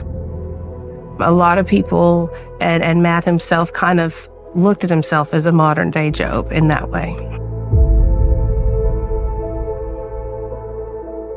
Carrie Baker was found deceased early Saturday morning, and Matt wanted the funeral as quickly as possible. And so it was held on the first day after Sunday, on a Monday. A week to the day after Carrie had passed, Matt was back preaching. And people were just, oh, we just got to be there for you. We have to take you in. We have to take care of those girls. And everybody rallied around Matt. And it wasn't too long after Carrie's death that the shock wore off of the family members. They don't think that Carrie would leave her two daughters behind like that. Yes, Cassidy did take a toll on her. And yes, every year when she passed away, she thought about her. It doesn't mean that you stop life. You keep going. And especially growing up where we grew up, you rely on your faith and you keep going. It just didn't seem real that Carrie would have killed herself.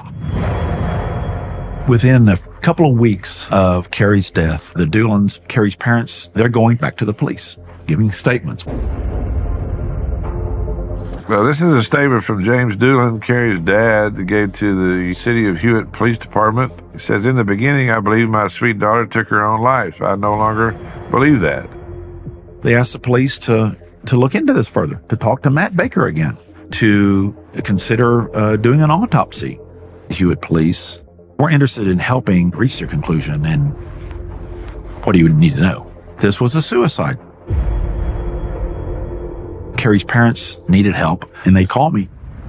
I'm a former federal prosecutor, been a lawyer for 30-some-odd years. Carrie Baker's mother, Linda Doolan, came to my office, and she wondered if I could help her. She's telling me that there were strange little hints that there's something afoot here. 2 or 3 weeks after Carrie's death, the daughters say the pictures of their mother on the refrigerator in the house are gone. And Matt Baker tells Carrie's parents, the girls, they need a new mom. They're ready to move on. It appears that Matt's erasing Carrie's existence. Another thing that made the family even more suspicious, Matt and Carrie were on the Doolan's phone plan They received a phone bill, and they noticed that after Carrie's death, there were a lot of phone calls made from Carrie's phone. When Carrie's parents confronted Matt about this new activity on the cell phone that used to belong to Carrie, his answer was that he had given his wife's phone to another member of the church that he had recently begun counseling. Matt tells them that he's given it to Vanessa Bowles, who is going through a divorce, and they were just friends. And the Doolins started wondering, is there a little bit more to this than he's just counseling a divorced woman with a child? As I'm talking to Linda Doolin, I'm respecting immediately her assessment, and I thought this family deserves answers. Simply doing it was the right thing to do. That's why I became the Doolin's lawyer. And so we decide to do a private investigation of an unsolved death. Not just in small towns, but anywhere. If you're a family member and you think that you need to have your own private investigation done to try and overturn law enforcement's thinking on a case, you have a very, very steep road to climb. First difficulty is always going to be you don't have any access to the real file. You might think you know what somebody said or saw or did, but you really have no clue. Bill Johnston knew what I'm telling you right now. This is going to be harder to do than y'all think. We need something to use the law to get documents, to perhaps talk to people. And I came up with a notion. I think I'll sue Matt Baker for wrongful death. The crime scene photos are not consistent because of the condition of her body. State calls Vanessa Bowles. What she was telling was so horrible, and in fact, it gets worse.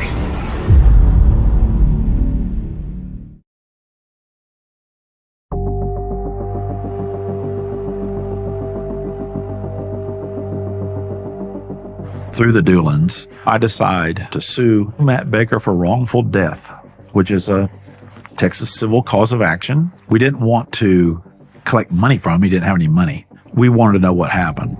Do we think he did kill her, or was it a suicide? I'll use the lawsuit subpoena power, the power of a deposition, to see what more we can learn.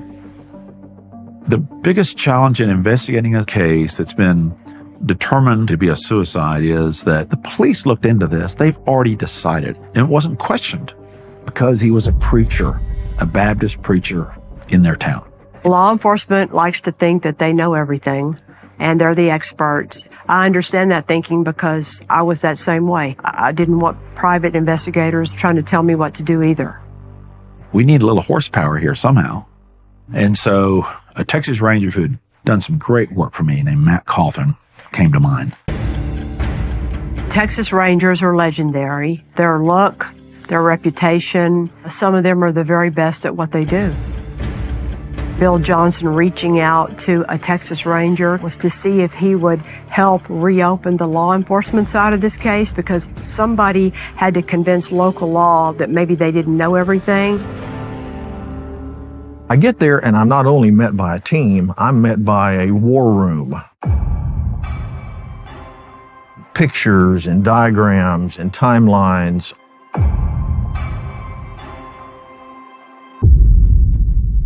The first red flag regarding the initial investigation was that there were fewer than 10 photographs taken of the death scene. Even if something appears like it's suicide, be cautious, because you have one chance to get this right. If you don't gather evidence, you can't go back later and redo it.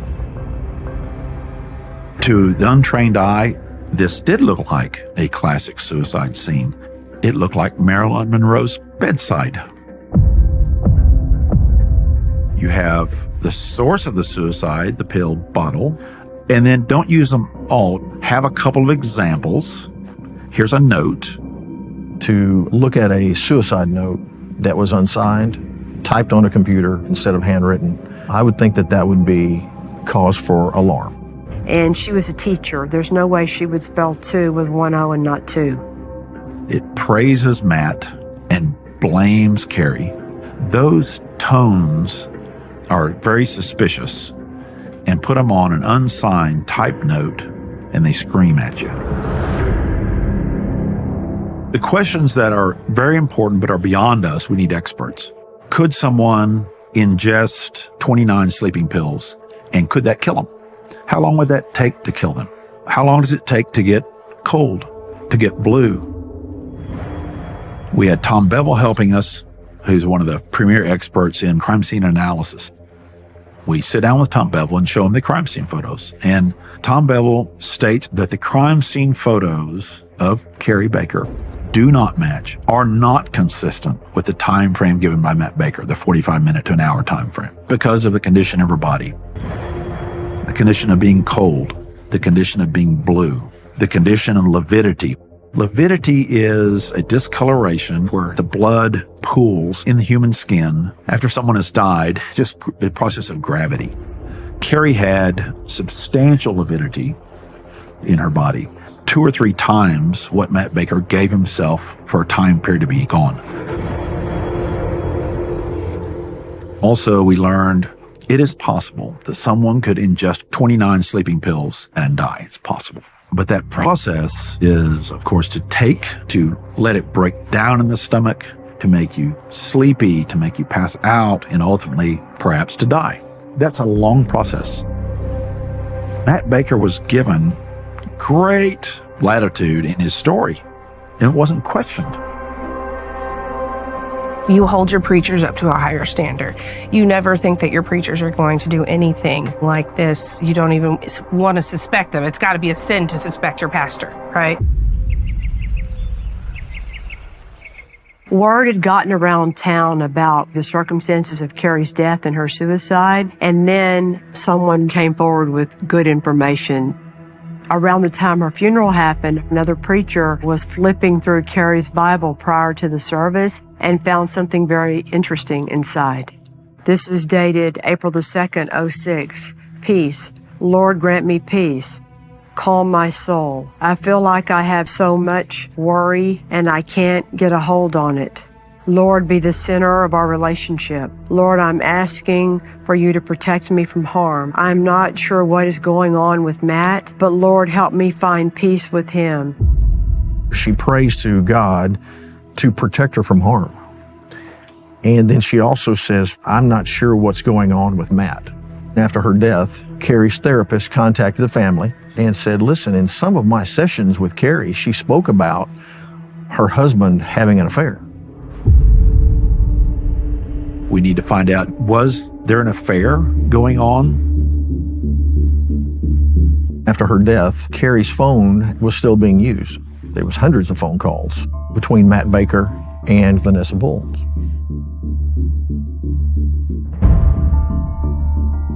Vanessa Bowles was younger, very attractive, newly divorced. She was a single mom. Why would Matt Baker give Carrie's phone to a single woman? Now we're very interested to know, did this relationship with Vanessa Bowles predate the murder? When you have a suspect and you want to know the nitty-gritty details of the murder, you have to talk to all the people that live in that world. So the closest people to the suspect are always potentially going to be your best sources of evidence. Sorry to keep you waiting. When you meet a witness the first time, like Vanessa, to try and get them to talk is a huge challenge because they might realize that society is not going to judge them nicely. And number two, they might actually be involved in the commission of the murder. Or maybe it was just that she's the trigger, she's the motive. What is it in that spectrum? And that's why they needed to talk to her. It's extremely important for you that you're honest with me about everything.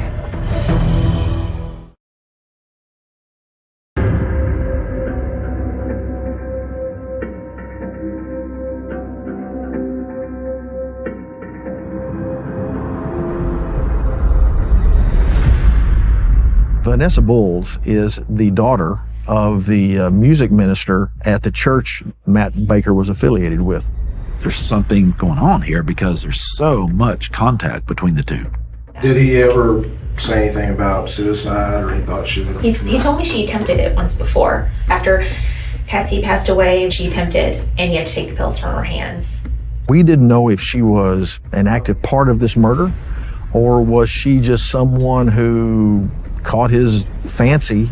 At that time, you and Matt didn't have any kind of romantic relationship at all? No. No, okay. No. Did anything change when Carrie died? About a month and a half after Carrie passed away, he came and said, well, I just wanted to ask you if we could start the dating process. And I just thought we were taking our kids out. He really wasn't my type, though, to be completely honest. Right. So, but I was thinking, well, he'll like my daughter, I guess. And I loved his kids. You know what? I think as we're talking to her, we're not immediately thinking she's a big liar. We're thinking, well, shoot. I mean, I wonder if he saw more than she did. Did he kill Carrie because he hoped to get her? he kind of made me believe that Kim and Linda were the horrible people who were pushing the whole investigation. I was like, oh my gosh, I felt sorry for him. She was courteous. She wasn't rude about anything. What was the conversation like when you told him she didn't want to see him anymore? Whatever. He's upset because he said that he thought that that me and my family were going to be there while everyone was spreading rumors about him. Mm-hmm. And you haven't really talked to him since then? No. Or when was that? A couple weeks ago. I think the investigators feel like there's more there, but they didn't see the vulnerable spots to go into. After talking to Vanessa, we wanted to talk to Matt Baker. Let me have him bring with him his computer and his printer. Bill's a civil lawyer. He could depose Matt Baker. A prosecutor could never do that because in Texas, the prosecutors do not have a right to discovery of what the defense strategy is. In other states, like Florida, it's mutual discovery, so they can depose each other's witnesses and know exactly what everybody's going to say. In this state, we do not get to do that. And the only way Bill Johnston could get access to any of that information was through depositions. We get Matt Baker notice for the deposition, and his lawyer is letting me know he's probably not going to answer any of your questions. I said, well, I want him to bring the items. So we're in the room. The deposition starts. Matt, you're under oath. Did you bring your computer? Don't have it, he says. I quit working. Crashed. It crashed. All right, where is it? Threw it away. Okay. Now, Matt, subpoena also calls for you to produce your printer. Don't have it. When he deprived us of the objects with silly stories and excuses, it's more damning than if we'd have gotten it. Matt Baker had a second job. He worked at the Waco Center for Youth. He was supposed to be their chaplain. And we said, we'd like to look at his computer there. Well, something strange happened. We don't have it. His computer was stolen.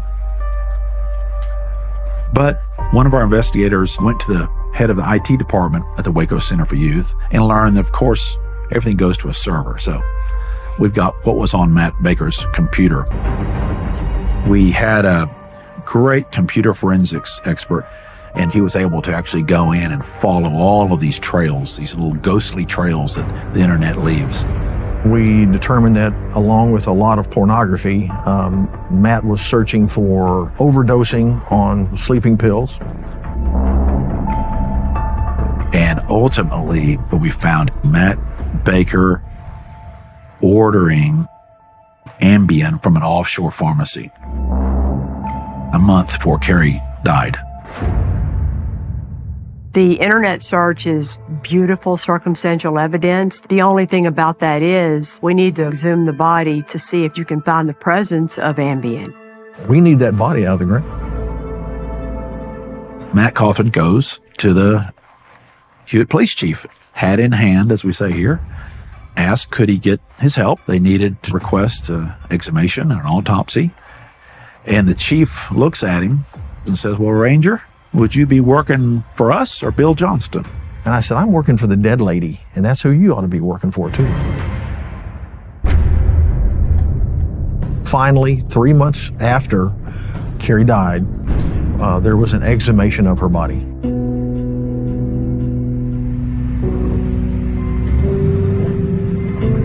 To exhume a body, they have to graciously remove from the ground and remove from the casket and take to the medical examiner. It's a grisly process, but it's just part of what has to be done. There's a huge risk to the exhumation of Carrie's body. You can do an exhumation and open it up when you get it down to the morgue and it's filled with water and hasn't been perfectly preserved, and you did all that for nothing.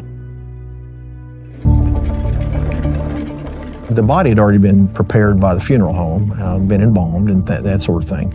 But that didn't stop us from looking for forensic evidence through DNA. Autopsies can detect things from your liver and kidneys all the way into your bloodstream, but so much later, they can't. And you certainly don't want someone embalmed. If Matt Baker is checking boxes in his mind of, I'm going to get away with this, I guarantee you, he checked the largest box on his list. Not having an autopsy done right after Carrie's death. They were unable to test her blood, but they were able to test her muscle tissue. The exhumation autopsy toxicology report showed there was Ambien in Carrie's system. They caught it. It was in her system. Carrie Baker did not have a prescription for Ambien. The picture on the puzzle is Matt Baker. We've got enough evidence to reopen this, which now means for Matt Baker, what all of us had known for a long time is that you, my little preacher under the microscope, you're the suspect.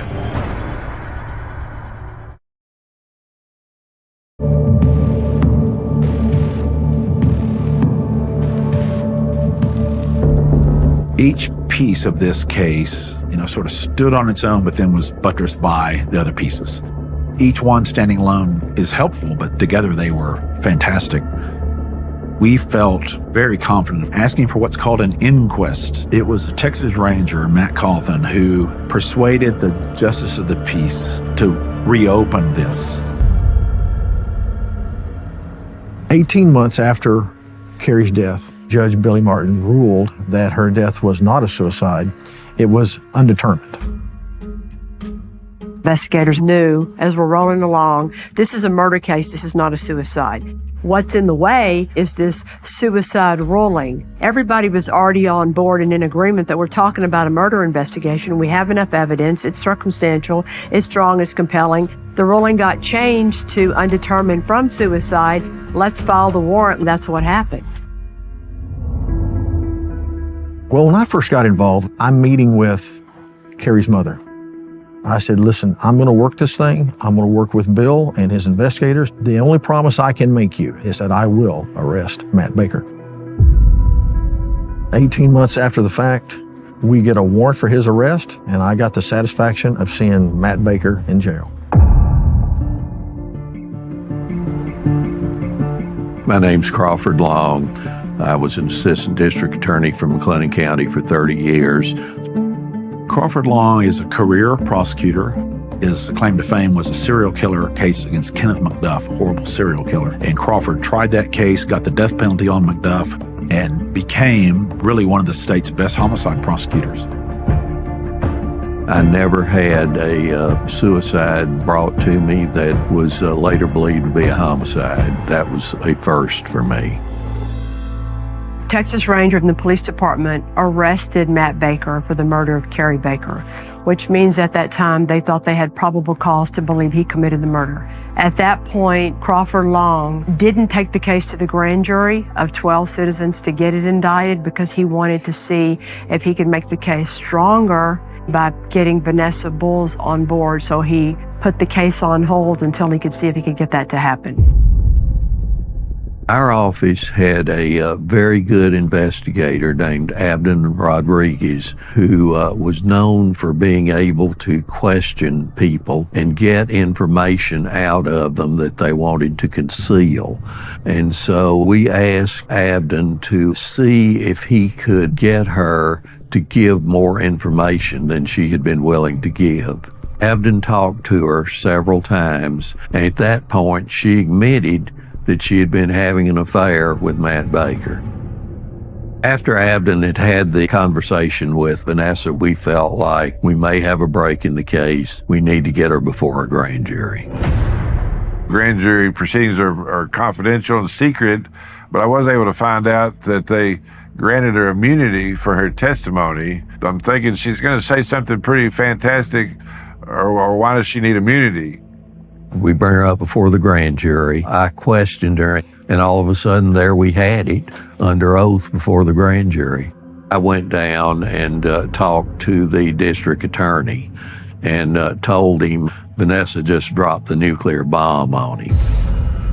To me, Vanessa Bowles is the icing on the cake. If you have Vanessa Bowles and she can tell you everything that Matt Baker thought or did or wanted to do, wow.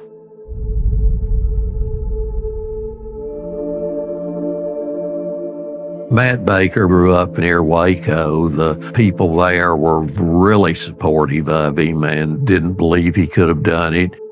Before the trial, Matt Baker was trying to influence the public by giving his version of events. Never a desire of me to ever hurt my wife, ever. He gave a number of different interviews. He enjoyed the celebrity of it. This case had so much attention in the country and then in Texas, and more particularly in the Waco area, that we were concerned that they couldn't get a fair jury. I think you could always find a jury of unbiased people to sit on a case, but Waco, Baylor, McLennan County, that's about as Baptist as you can get in Texas. So you have a Baptist preacher that everybody's looking at and knows is the defendant, it's going to be more of a challenge. The court process can be slow, but it was worth the wait because so much effort had gone in. We wanted it to play out just the way it was supposed to. When the trial began, we were all glued to the TV because we wanted to know answers. It was on the tip of everyone's tongue. I mean, this was the biggest thing that had happened since David Koresh to Waco, Texas. Initially, we were going to open the trial with the Hewitt Police Department coming to the scene. And the more I thought about it, to start the trial, I don't want to put in the jury's mind that she committed suicide. So we called several of her friends that told about her state of mind, that she was looking forward to things rather than being terribly depressed. She had requested that her daughter be put in my first grade classroom for the next following year. Did y'all talk about the new job prospect that she had at Midway? Yes, and she was very excited about that. And then we presented evidence of lividity and the crime scene. Most people would say within a few hours is when you really start to see lividity. It showed that statements that Matt made were not accurate as to what the evidence was showing. We presented testimony of the drugs in her system. We found 3 different drugs, phentermine, diphenhydramine, and zolpidem, and its common name is Ambien. Looking at the case, I didn't want to try it at this time as a purely medical case. I felt like Vanessa was really the key to the case. State calls Vanessa Bowles.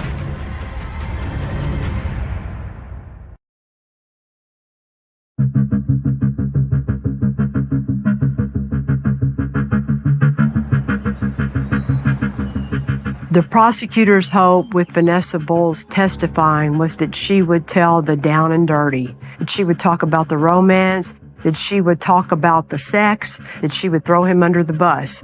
The problem is, she looks bad too. So you were somewhat implicit in all of this. For keeping my mouth shut and not doing the right thing, yes, I was. There's a huge risk when you have a very crucial witness that you know the jury is going to hate. I have very good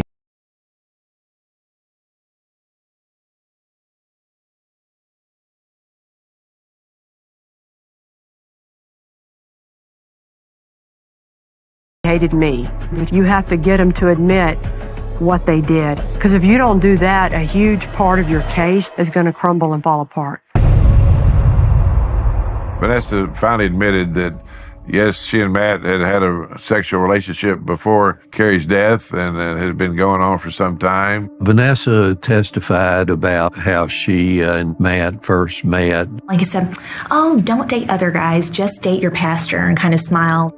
Vanessa told about her relationship with Matt, how it progressed. What happened in early March as you and Matt started to spend Fridays at the Baker home? It started off talking about my divorce. He started quoting scripture, and then he asked if he could hold my hands to pray, and he did. Then afterwards, he started to kiss me. Then he just took my hand and led me to the bedroom. And you said that in March he said something about finding a way out of the marriage? Correct. He talked about making it look like she'd hung herself. He talked about tampering with the brakes of her car. He even talked about setting up a drive-by shooting to kill her.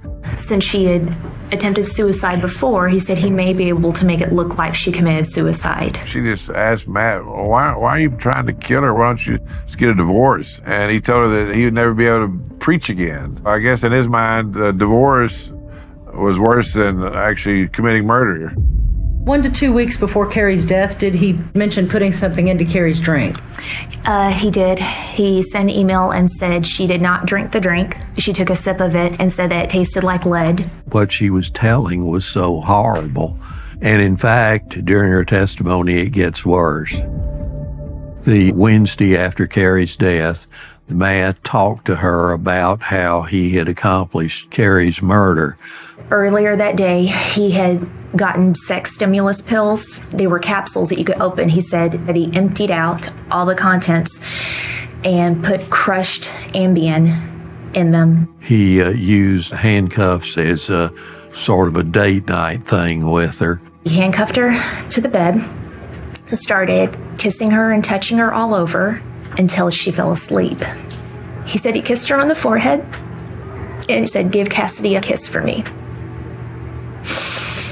Then he said he got the pillow and put it over her face. He is a preacher. He is a man of God, and look who he murdered.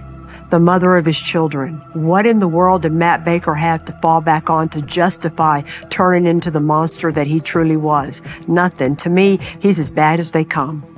He said that he thought she was dead, so he stopped, and then a couple of seconds later, she just took one big gasp for air, and that he said, "Oh," and then he showed me his hand. He said he put the pillow on her face, but then he said he did this with his hand where her nose was, so he would be sure to suffocate her. The fact that she gasped for air and he went back in to kill her again. He even had that chance to, back out or whatever, and he went in and he finished her off. Let's talk about a day in July of 2006. Did you call Matt? I did. I decided I was going to call him and I was going to end things. He started saying, "I killed my wife for you, and now you're leaving." When she decided that she wanted to break up, he sent her a song, Dirty Little Secrets by the All-American Rejects. Don't tell anyone or you'll just be another regret.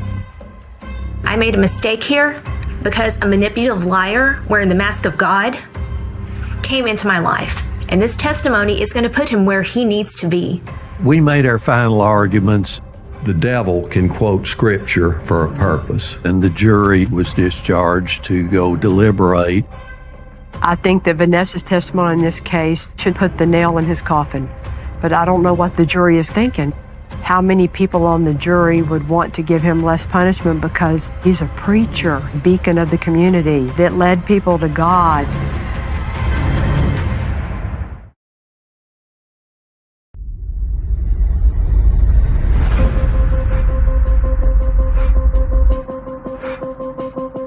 The longer a jury's out, the more you're worried about it. But finally, after 7.5 hours late in the evening, they returned. The judge flips the papers, looks over the papers, has the defendant stand, and reads the verdict. We, the jury, find the defendant, Matt D. Baker, guilty of the offense of murder as alleged in the indictment. Matt Baker is guilty of the offense of murder. Murder. In Texas, of course, if a defendant's found guilty, there's a second phase of the trial, the punishment phase. And the jury will hear testimony about Matt that they haven't heard before to determine what his sentence should be. Some say that's even harder for a jury to make a decision because in Texas, The range of punishment for murder is so wide, it's from 5 years to 99 years or life. At that time in Texas, if you were convicted of murder, you could get as little as 5 years probation. That's your concern, because he's not just a first offender, he's a preacher. Any comment on the verdict? Remember, on guilt, your sole issue is, did you commit the crime? Did you commit the murder? So whatever horrible person you were otherwise is not relevant, is not admissible. Once you're found guilty of the crime you're on trial for, every other bad act that you've committed in your life can come into evidence at that point in part two, the punishment phase of the trial. The gate is open and other things walk in.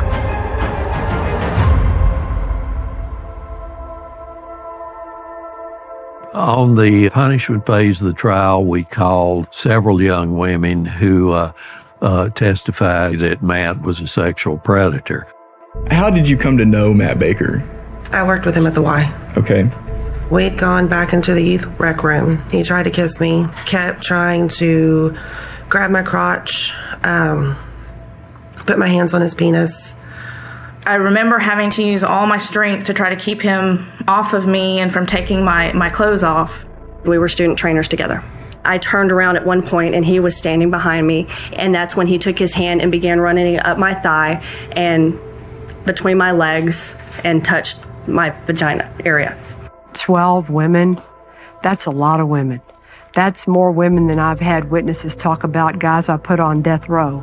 The other thing that made me sick is that a lot of that happened in McLennan County, the home of Baylor University, Waco, Texas, Baptist capital of Texas. And nobody listened to those women and did anything to stop him to file charges because law enforcement didn't want to mess with it or for whatever reason. Those women had a right to be angry and they had a right to be heard, and I'm glad they were. He was using what he was in the community to become a predator. That's what he was. He was a predator. Ultimately, the jury returned a verdict of 65 years. We were very satisfied that justice had been served for the Doolin family, for Carrie, for the community. She had not committed suicide. And the Doolins received custody of Carrie's 2 daughters. They were no longer under the influence of their father. When I appreciated the true story of what happened to Carrie Baker and the fact that her murderer was brought to justice, I give complete credit to Bill Johnston and Carrie's family picking him to hire as their lawyer. Because he was a former federal prosecutor, he knew law enforcement wasn't going to want him butting in on their business. But he also knew as a civil lawyer the way to get it done almost the same way, getting access to the real file and the real evidence. He couldn't have done a more beautiful job, and Matt Baker is sitting behind bars today because of Bill Johnston.